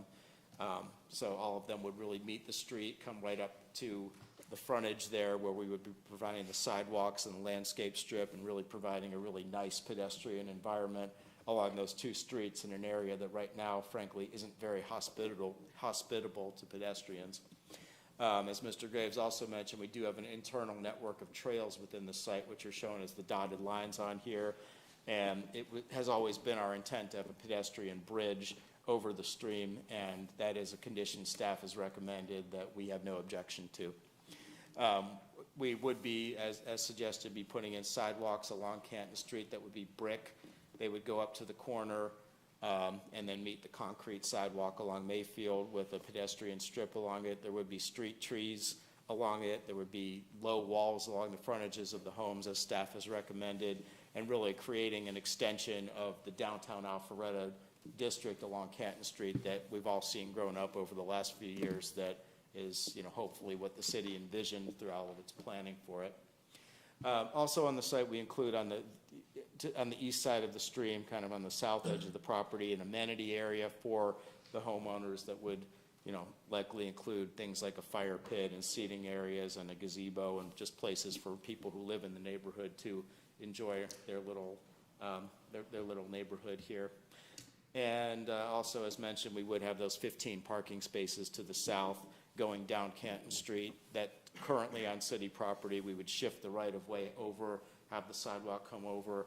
By doing that, it really extends that street life that's already been established all the way down to Milton Avenue with the brick sidewalk, the on-street parking, the street trees. It really completes the whole Canton Street corridor on this side of the street all the way up to Mayfield. I'll toss it back now to Ken to talk about the architectural design and the homes themselves. Thank you. Thank you. So we still got about another hour to go in this one. If we can go to the next slide, please, Eric. So I'll talk about the architectural design. So as David kind of pointed out, the lots themselves are fairly narrow. So our goal was to try to do kind of a courtyard style. We wanted to, obviously we're being this close to a city center, walkable to downtown. There's going to be a close proximity of these houses just in the nature of the location. So we want to create kind of a courtyard style home that creates the privacy, but then also keeps within the architecture of the surrounding community. And also too, that's compatible to the existing Weatherford home that's there as well. So if we can go to the next slide, please. So essentially the homes are designed to kind of meet the architecture of the historic Weatherford house and then also bring in some Tudor eclectic as well. So the draws for these exteriors come from that folk Victorian style, which is what the existing Weatherford home is, and then also kind of mixes in the Tudor eclectic as well. We kind of went full Tudor eclectic. Staff gave us some recommendations and some of their opinions. So we've done some tweaks to that. We would, to be honest with you, we would have liked to have had a little bit more detail in our drawings. We just didn't have enough time. So we're bringing out all the bells and whistles for council to really portray kind of what that vision is going to be when you're driving down both Canton and Mayfield. So the homes are narrow and asymmetrical. So some of the prominent features that you'll have from both Canton and Mayfield are going to be the front-facing gables, arches, porches, wood accents, and materials such as brick, stone, and then board and batten, and cementitious materials as well. So again, all of these fall under the section of 2.8.7 of the Alpharetta Downtown Code. That really concludes kind of our presentation. We've got our whole team here that's available for any kind of comments. Again, I'm Ken Warlick. I'm the COO of Harrison Communities, and I'm more than happy to answer any questions for you. Thank you. I like the way you measure time. That's the whole hour and a half. Yeah. I had it all planned out. I had to cliff note it. You know? Yeah. Thank you. Any questions? Yeah, I have a question about how far will the houses on Canton Street be back from the sidewalk? How much space would there be there as far as landscaping and like whatever would be sort of a front yard with the wall? Great. So you want to kind of answer that, David? Or? We actually have it's specific as far as how far they'll be back, and I'll let David kind of. Okay. Yeah, so you can see where Mayfield is. I mean, it all shows up here. We have the sidewalk area, the landscape buffer, and then the 10-foot required front setback. So you add all of those things up, and you're at the very least 24 feet from the edge of the right-of-way. Okay. So, it's quite a distance from Mayfield Road. Okay. And then the other question is on Canton Street, where the parking spaces are going to be, that's a pretty severe drop-off there. So will you have to fill that to accommodate a sidewalk? Good evening, Mr. Chairman. Good evening. Esteemed Planning Commission members. Mr. Graves, do you have a copy of the submittal packet that shows those improvements down Canton Street? It was part of the submittal packet. I didn't know how difficult it would be to put that on the screen. I sense maybe some confusion amongst the commission. Earlier, the proposed streetscape is going to be south on Canton Street. There's currently a gap in the city streetscape that trails off somewhere around just north of Church Street, where if you go north on Canton past Church Street, go past west of Main. Yes. And then from there up, there's really no brick sidewalk or streetscape. It stops. Just poison ivy. That's the city parcel. Yeah. And it is very shallow. It does drop off. We have topography of that site, and there is enough room there to push the curb back for sidewalk and parallel parking before the drop-off. So there is enough room without having to bring in extensive fill. Oh, good. Yeah, we did check that, and there is a reason I wanted to see if Eric could display it. We do have a layout of it, We believe we can get as many as 15 spots, but the northernmost and southernmost space is dependent on what west of Main is done and what goes on up at the upper end where we get closer to Mayfield. So that might just be sidewalk up there at that point? It would fill in the gap from Mayfield all the way down, so Yeah. it's really to help the community as well as the residents of the Hudson. Is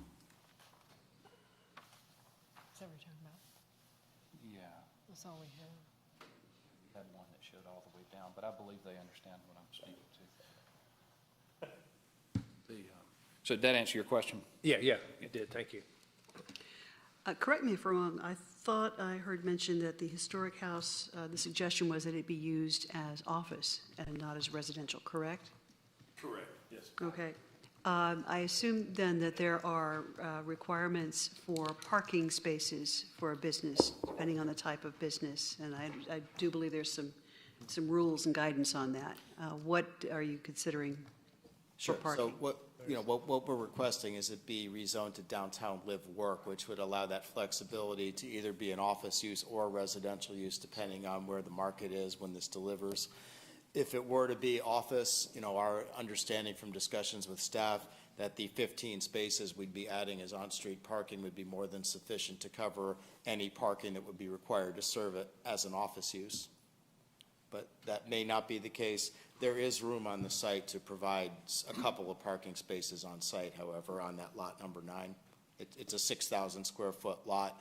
Most of the other lots on the site are 4,500 square feet, so there would be some room for additional parking spaces on that site. Because that's my concern, is I thought there was a minimum amount of parking required for each residential home if there was none actually provided on the lot.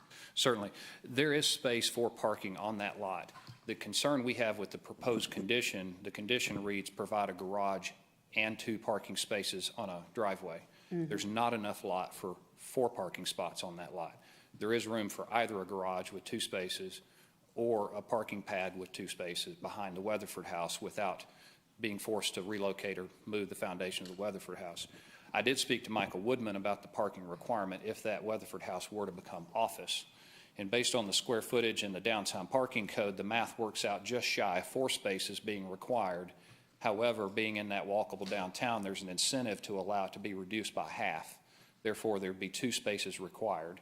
We could put those 2 spaces behind the home, and if there were other parking spaces needed for guests of that office, then they could park in those parallel spots on Canton Street and easily walk up. So the decision is not to improve it as a resident, but an office. That's the current thinking, Mr. Kungu, is we believe it would be more valuable and interesting as an office rather than converting it to a residence and having it compete with the new homes in that area. There is an either/or, so I would assume staff would not have any problem striking out or residence and removing the garage. That's a question for Eric. I'm sorry, could you repeat that? It's condition number 4. It's either or, office or residence. Correct. They proposing to only do office, in which case I would assume you would be comfortable removing the need for a garage.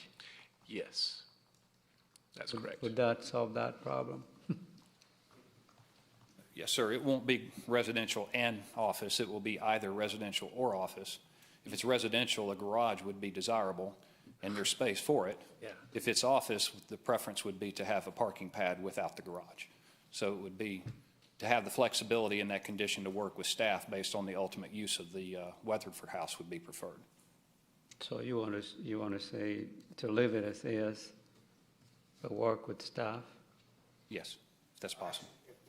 I'm not sure I understand the language proposed for that, so help me with that. I think the thing that would solve this would be in condition number 4 in the second sentence, instead of saying a garage and a driveway, to change it to a garage or driveway shall be provided, and then take out the with both.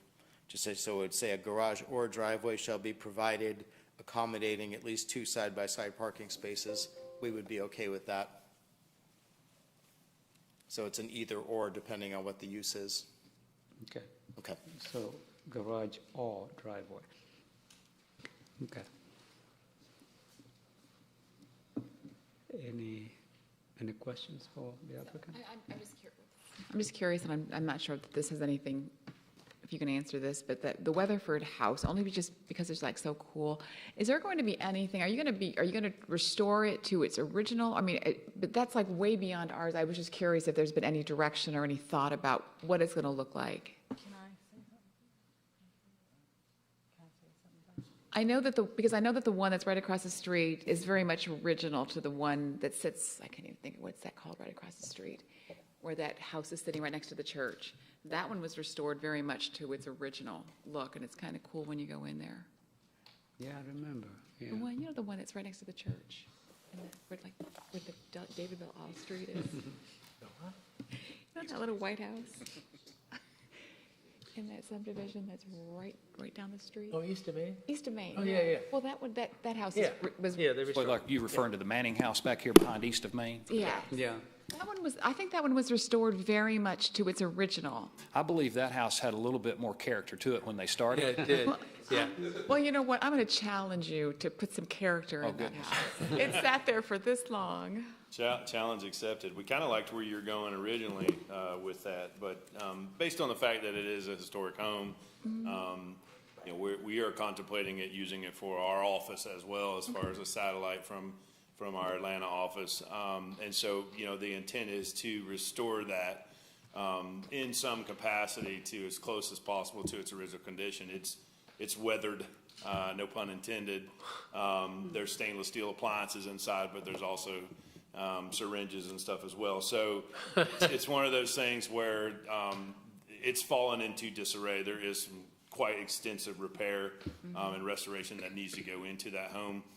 So quite frankly, making it a residence is really not going to be feasible, but a small kind of office space that's that kind of close to downtown would be a lot more desirable, which is why we're kind of going for that different zoning. So the answer to your question is our goal is to restore it as best as we can, to as close as possible as kind of the original intent and Victorian kind of architecture, taking into consideration all the changes and stuff that have been done to that house over the years.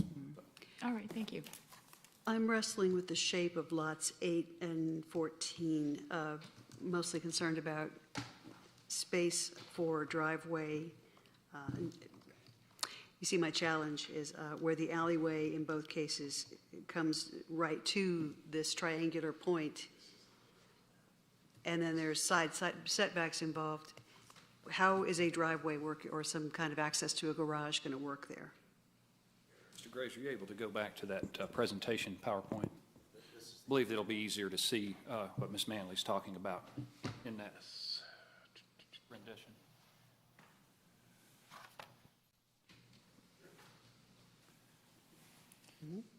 Yes, you're speaking to lot 14 and lot 8? Correct. Yeah.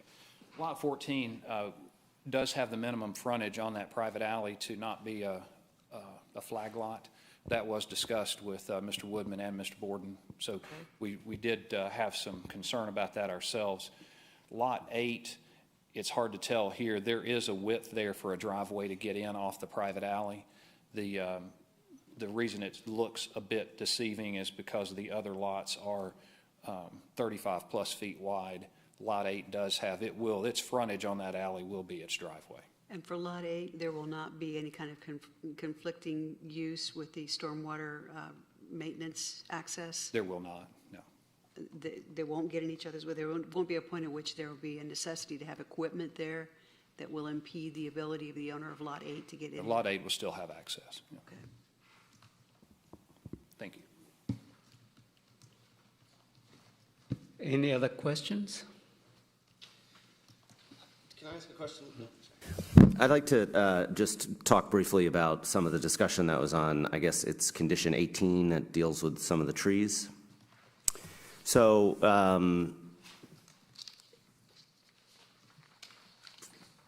if I understood your remarks correctly, that some of the tree identification may have been associated with the original assessment of the property? That's my best understanding.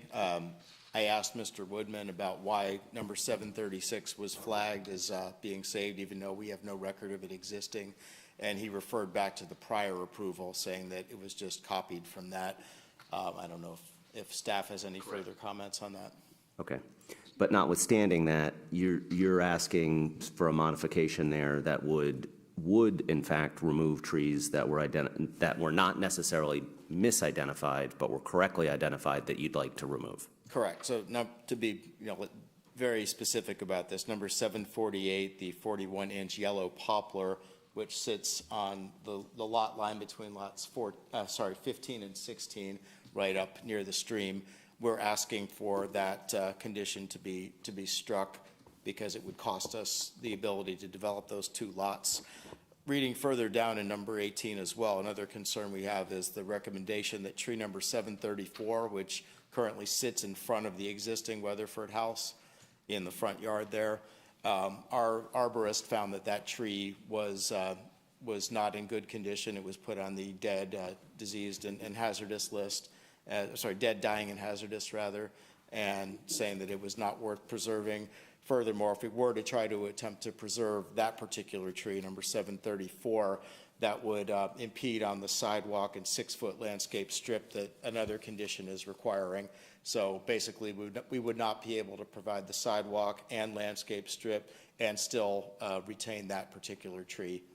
So. Okay, so just so the one that's up now, and I'm just so I understand it, is that where the circle and the X is through? That's the one you're looking? That's correct. That's number 748, and Mr. Corkle can speak at greater length than I could about what his discussions have been with Mr. Shostak, the city arborist. Yes. Yes, we're willing to pay into recompense for that if necessary. Okay. And then, so the other X's were not related to the arborist report. Those are. That's correct. Those were trees that were identified as specimen trees, but that we had requested for various reasons be removed. And their staff seems to be okay with that because those conditions were not made to preserve those trees.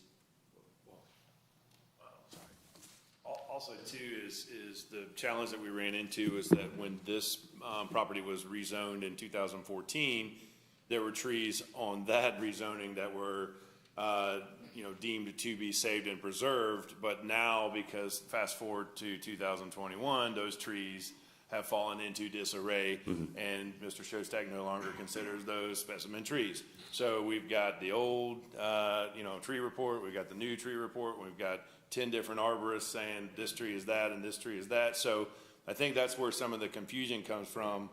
But really we're wanting to fulfill the obligation as far as the city is concerned with the trees, but not in keeping this tree on the property. In doing so, filling that obligation with recompense, either offsite or paying into the tree fund. Okay. But would it be fair to say that when you look at what the satellite imagery is of this site, it's almost completely covered by trees? Majority of the trees on this site are not classified as specimen trees, and typically the trees that are on this site are 8 inches, 6 inches, or less. Okay. A lot of invasive species, which you can also see as the conditions that call in that stream buffer to essentially to remove that. So once you remove a lot of the invasive species and the kind of underbrush and overgrown portions of this property, there's really not much tree canopy there. Right. Okay. I just try to, sometimes to the extent I think in one of these it's referred to as a gateway. Part of I think that gateway sense is figurative, but it's also literal to the extent that there is mature trees through that corridor. Yep. That at least by my understanding, once if this goes forward and is developed, those will be replaced by what are street trees. Right. We have, I'm a new growth person. So, our goal is to come in and essentially prepare this site and build the site according to what the city's future plans are for downtown Alpharetta. And so for me is we have the ability to shape and scope this project, which will be the last remaining undeveloped parcel downtown Alpharetta. And so by doing so, we are going to be presenting and planting trees, 4-inch caliber trees that will be here for generations to come. We're discussing cutting down, 2 trees that have basically outlived their life, or on a decline, and trying to hold on. So there is that preservation aspect, which we understand, right? Which is why we're moving forward and going to be restoring the Weatherford home and keeping that character that is consistent with the city of Alpharetta. We just feel that the smart option in this one would be to replant and then also put into either off-site and also on-site as much as we can, and then also possibly put into a future fund so the city has the option to plant for the future of Alpharetta as well. With respect to 736, I think that needs to be verified. I don't know whether Eric or Ms. Cook, you've had a chance to review that. What is your comment regarding 748, the recompense that has been proposed by the applicant? As a staff, we always, require that an applicant, takes great efforts to try to find some vegetation on their site to preserve. And if a tree is healthy, we try to get them to do that the best they can. So as a staff, we would recommend keeping that tree as a recommendation for a keep. And 736, that 736 was left over from the previous zoning. It may have been damaged and fallen by itself since 2014. Well, when Zeta came through Canton Street, there was a lot of trees that came down. In fact, and so I wonder if that was in that group, because there was a lot that came down. They didn't find it. So. Yeah, it's not there anymore. And 734 is diseased. Yeah. Mr. Chairman, if I could offer to Mr. Bendel's questions, one of the conditions requires to go in and clear out the invasive species in the stream buffer. If you go out to the property driving by, I agree with you that it's a majority tree canopy today. If you get in there and walk around, you will see that there is quite a bit of invasive species takeover. And by cleaning out that stream buffer, removing the species, it's not sending someone in with a weed whacker. It is a process we'll have to go through to keep that stuff from coming back the next growing season. Once it's out, the trees that are in there can flourish and grow like they're supposed to. And Mr. Corco's landscape plan does call for planting in that stream buffer native species that will grow the way they should. So the neglect that's been going on that property is what's caused the condition, unfortunately, but we intend to clean it up and try to set it right where we can. Bringing in the goats. Yes. Can I ask Eric a question? Eric, on the stormwater, on condition number 24, do you have a problem with that striking the independent lot and let them put the underground detention pond in? I believe we should be able to work that out with them. We do have heartache about having stormwater for an entire neighborhood, encumbered on a couple of lots. So that's where that individual lot's going in. We have not seen the actual plan as to how large a stormwater facility is needed and how, the access and where it is located, as far as a lot line goes. So that's what we will need to see. So what they're proposing is that it would not be on a lot, it would be on a common area more? Well, I want to be perfectly clear, Mr. Addig. We are proposing that it would be on the lots because we're proposing it under the alley, and the lot lines do go to the center of the alley. So I want to be clear on that point. What we are proposing is we've gotten feedback from staff, and I've also spoken to one council member who had a concern about it. And the staff's concern, as Mr. Graves said, is that the stormwater facility being under the alley, if it does need extensive repair, it could cause disruption in access for those homeowners during that repair period. We will have these parallel spots on Canton Street, and there's public parking available, and there's sidewalks. So in the event that it had to be repaired, people could access their homes from the front door. The repair contractor would have to make provisions for parking off-site for those homeowners during that repair period. But if I could speak briefly to that, these underground systems do need routine maintenance. That's why we're proposing that access point out of the way on common areas so that it's not disrupting a homeowner or access for the routine maintenance. The systems, when they're maintained properly, do last 25 to 30 years and longer if it's done correctly. So the likelihood of a system failing and having to tear up that alley is very slim. However, if it's necessary, we do see provisions for people to be able to get in and out of their homes during a period of construction. But the important part there is that we see the ability for them to access that. The other concern that was brought up to me was financial burden on the homeowners, the HOA, if that system did need significant repair. So what we are willing to do is take a look at an assessment and funding study so that the HOA would be set up and funded correctly, not to be hit with an unexpected repair that they couldn't assess or couldn't take care of. So we are looking at it, and I would hope that we could work it out with staff, but we would welcome wording of the condition that would allow that if we could do that, rather than the condition being worded now requires it to be on its own separate lot, which would require a loss of at least one, if not two lots. Chris, I don't have the topo map in front of me, but where is the lowest point? Well, the lowest point are you seeing the same thing I am on? It's the... Okay. Yeah. So the stream, the green strip through the middle is a stream that flows from south to southwest to northeast. So perennial or seasonal? It's perennial. Okay. So it flows most of the time. Okay. The stream does flow kind of northeast and goes under Mayfield Road. So the low spot is along that stream edge. So the intent would be to have the water, the downspouts from the homes pipe to the rear and go into a system under that alley and then be discharged out into the stream at the end of the alley. And there's a full hydrology report available that says you have capacity? It is not available. It's in progress. And it will be done before LDP is issued, of course, but we have done enough to size that system, and we do know that it will fit under the alley. Okay, thank you. You're welcome. You can add a statement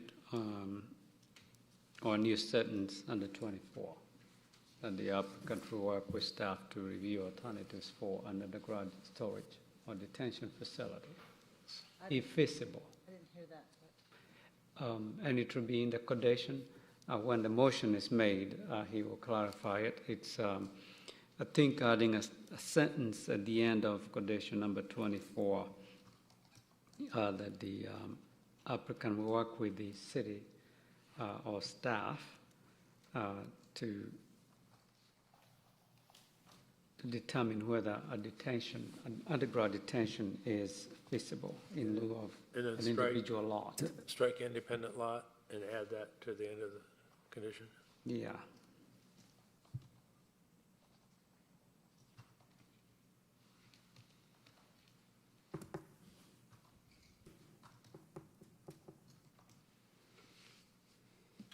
And we'll perfect the language when we do the motion. Okay, any other questions? I see that we have somebody in the audience. I'm going to open the meeting for public comment, and anyone in favor? Thank you.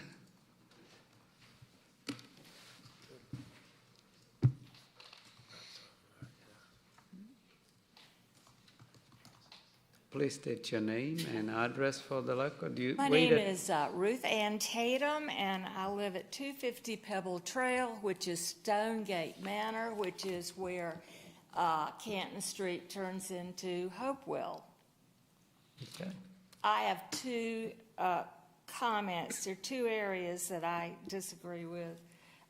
When I read office, okay, to me, office meant more that the people who, like the company that built it, or you were talking about maybe having an office for the builders or whatever, or I thought that was what you meant. But apparently you're thinking of just an office building. And if you're going to have an office there, I would say you've got to be very careful what kind of office that you have there, or you are totally sticking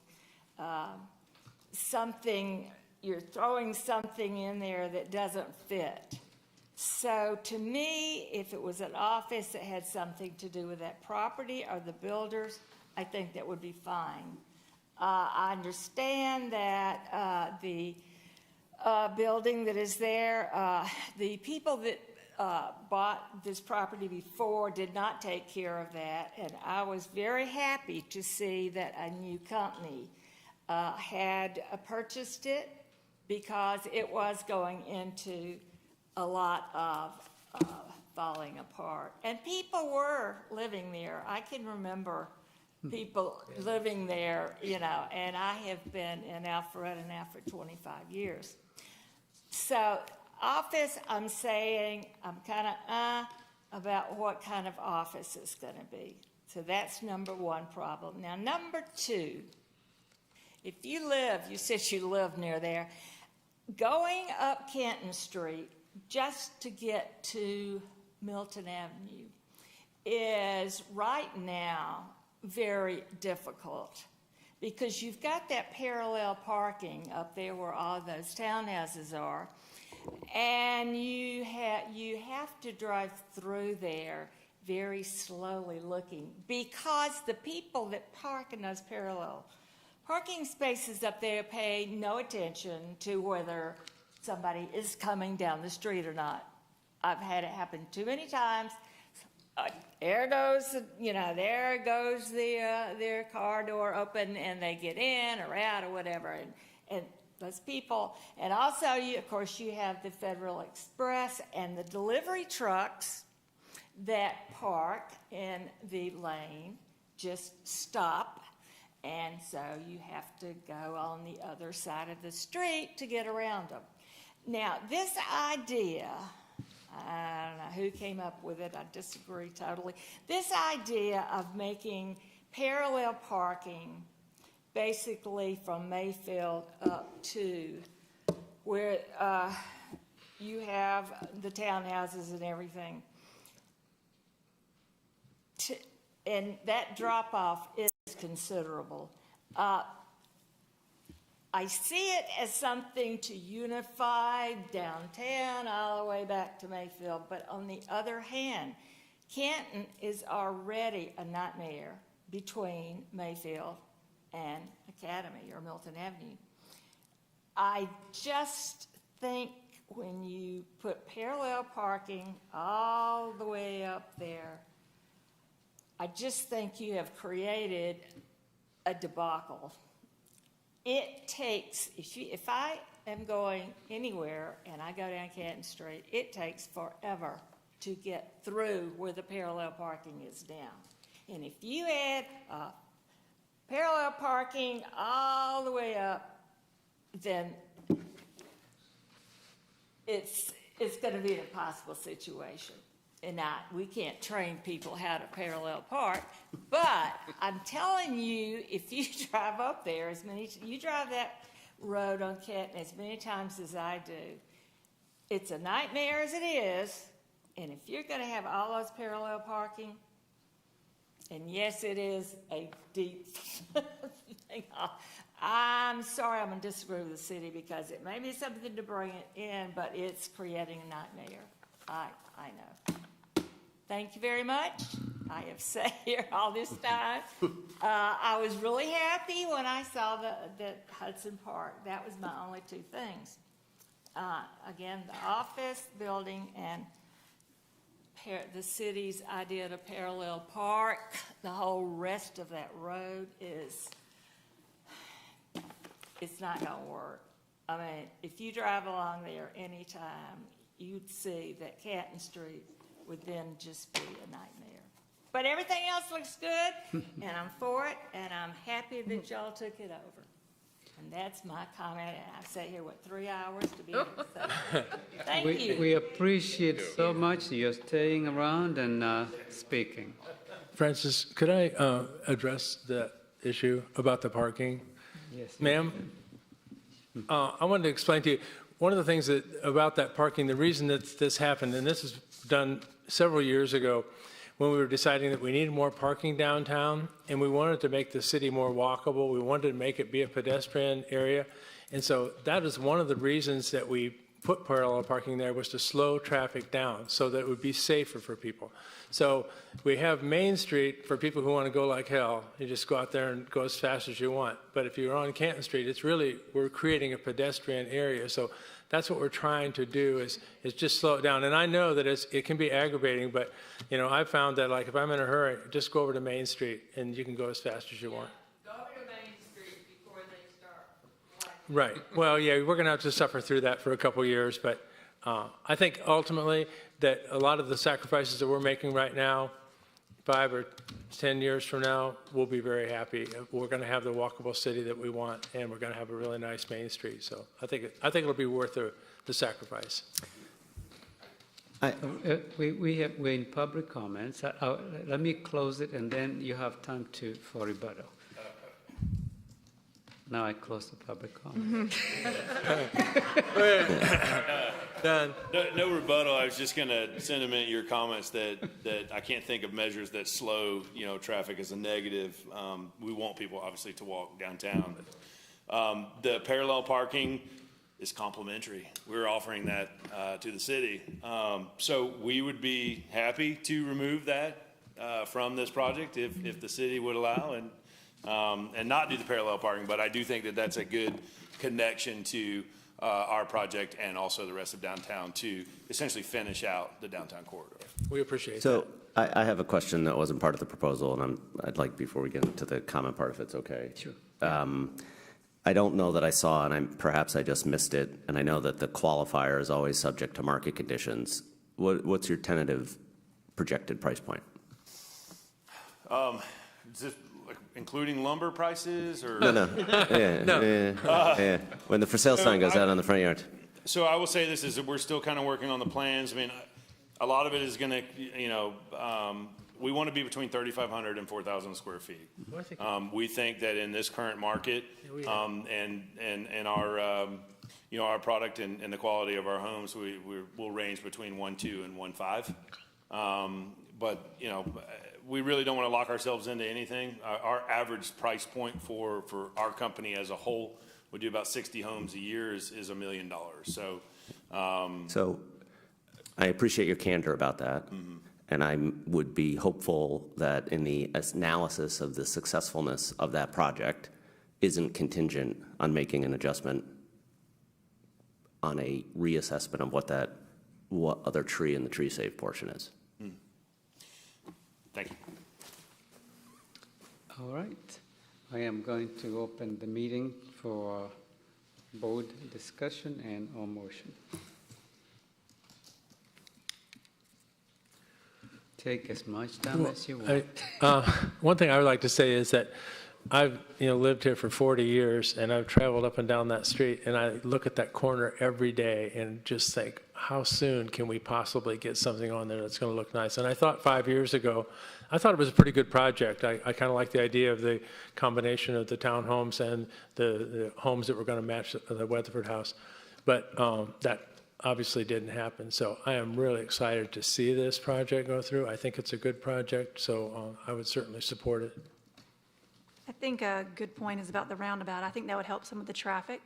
I live near this as well, and it is very, very congested, and that's just part of it. We do want it to be a walkable environment. I think that's what our citizens have said they like about that area. I do think it's a good project.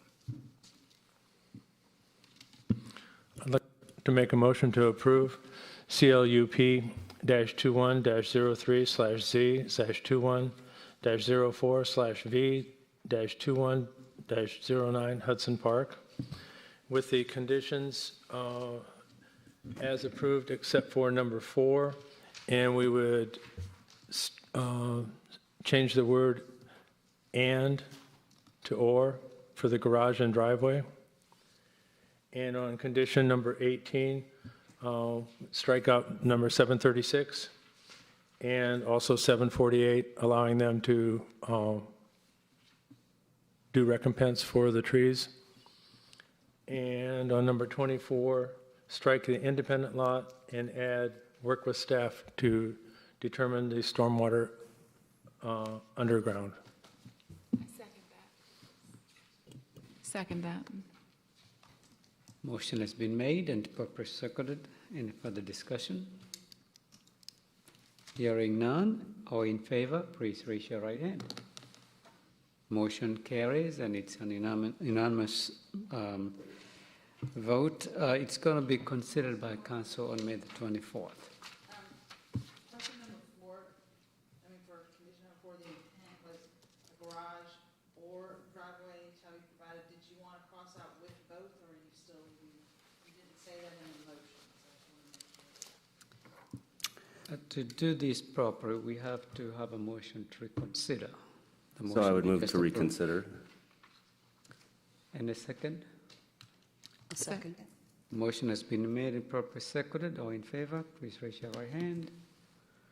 The motion is up again for reconsideration, so ignore the previous vote. No, So you if I can could do make an a- amendment. No, you can make a So new motion. I have a great idea. I'm going to make a friendly amendment. No, there is no There's motion. not a motion. Oh, there's not a motion. Well, then I'd ask you can make a Larry to make the motion again, and then I'll make a friendly motion.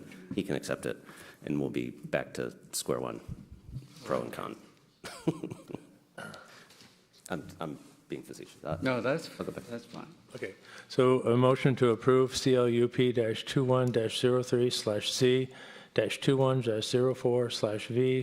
CLUP-21-03/C-21-04/V-21-09 Hudson Park, subject to the conditions. And number 4, we will change "and" to "or" for the driveway. And how do you want to do the rest on that I one? think it should be both to either. A garage, oh, sorry. It's going off. Strike the "and" so that it's either garage or a driveway? And it says shall be provided accommodating at least 2 side-by-side parking spaces. But Right. striking out with both. Yes. A garage or driveway shall be provided accommodating at least 2 side-by-side parking spaces. Is that your motion? Yes. You have to go through everything else. Okay, and then on number 18, You got it? Okay.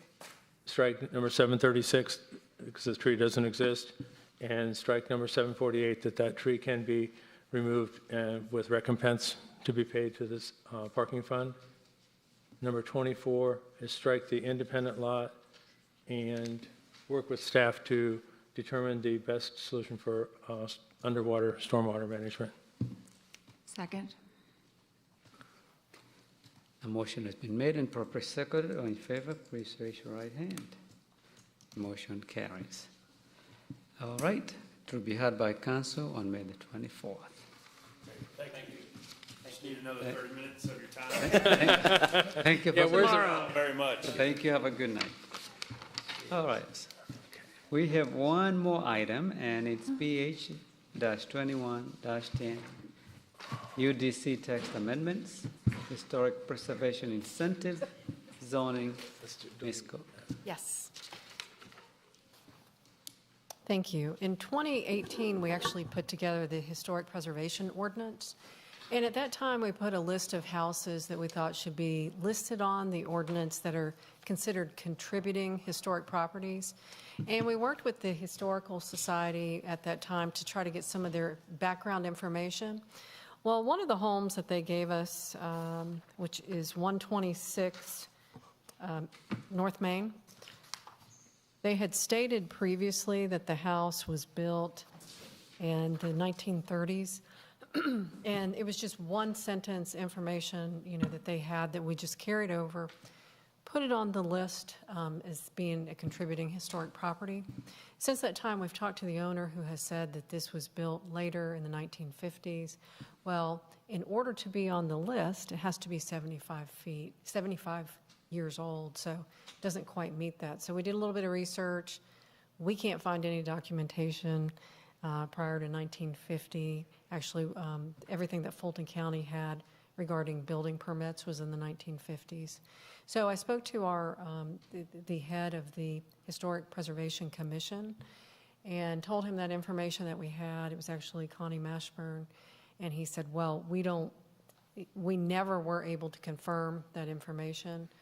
So, if the city needs to move forward with moving that off of the list, that he supported that. So that's what I'm here presenting. So in 4 years, can he do it? He'll be 75 years old in 2025? We could, but the property owner notified us, and we can't provide any research showing that it is something that was built in the 19th. So we want to move forward and remove it from the list if it should be removed from the list. And we also found that it's not an outstanding example of a building representative of its era. Plus, it's not the architectural style. There is no architectural style. So those are some of the other criteria you can see. And then speaking with the owner, it was Judge Roberts, and his mother was a doctor there, and there was 2 houses on the property, and he gave proof to staff that the first house that was built there, which was in the 1930s, it had a plaster and wood slat wall, and the walls that's in this particular building are built with steel and plaster. So even the construction's different. There's a well on the one that's in the 1930s. There's no well on this property because water was available. So there were several things that went into our recommendation, is what I want to say. And this will go to council. It's the way that the ordinance is written is that if something should be removed or added, it goes to Planning Commission and City Council. So it doesn't go to the Historic Preservation Commission, although we reach out and speak to them, of course. But if you have any questions, I'll be glad to try to answer those. I certainly don't mind something being built in the 50s being removed from a historic designation because I was built in the 50s.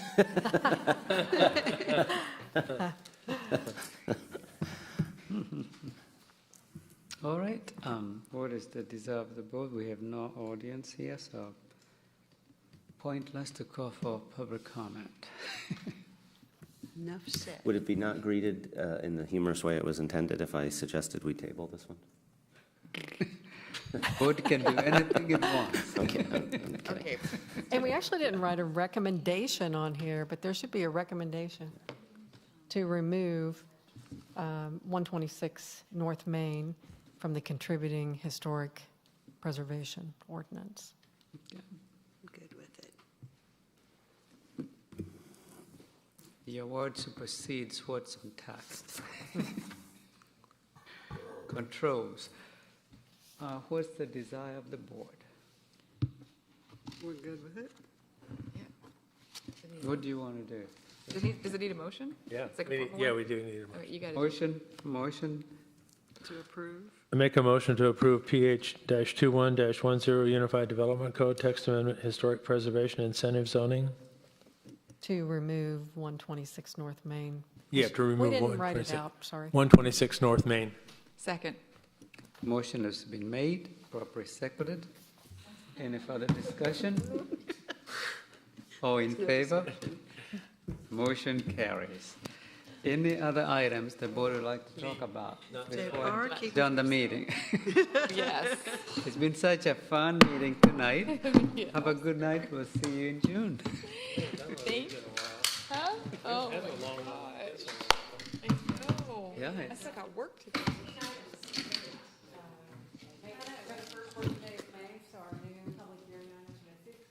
15? Wow. Everybody's, I think 7 of those are design review boards. Everybody wants to get out now that it's over. Yeah. You're going to have a lot of stuff coming your way. Wow. And Congratulations. what date is it going to be?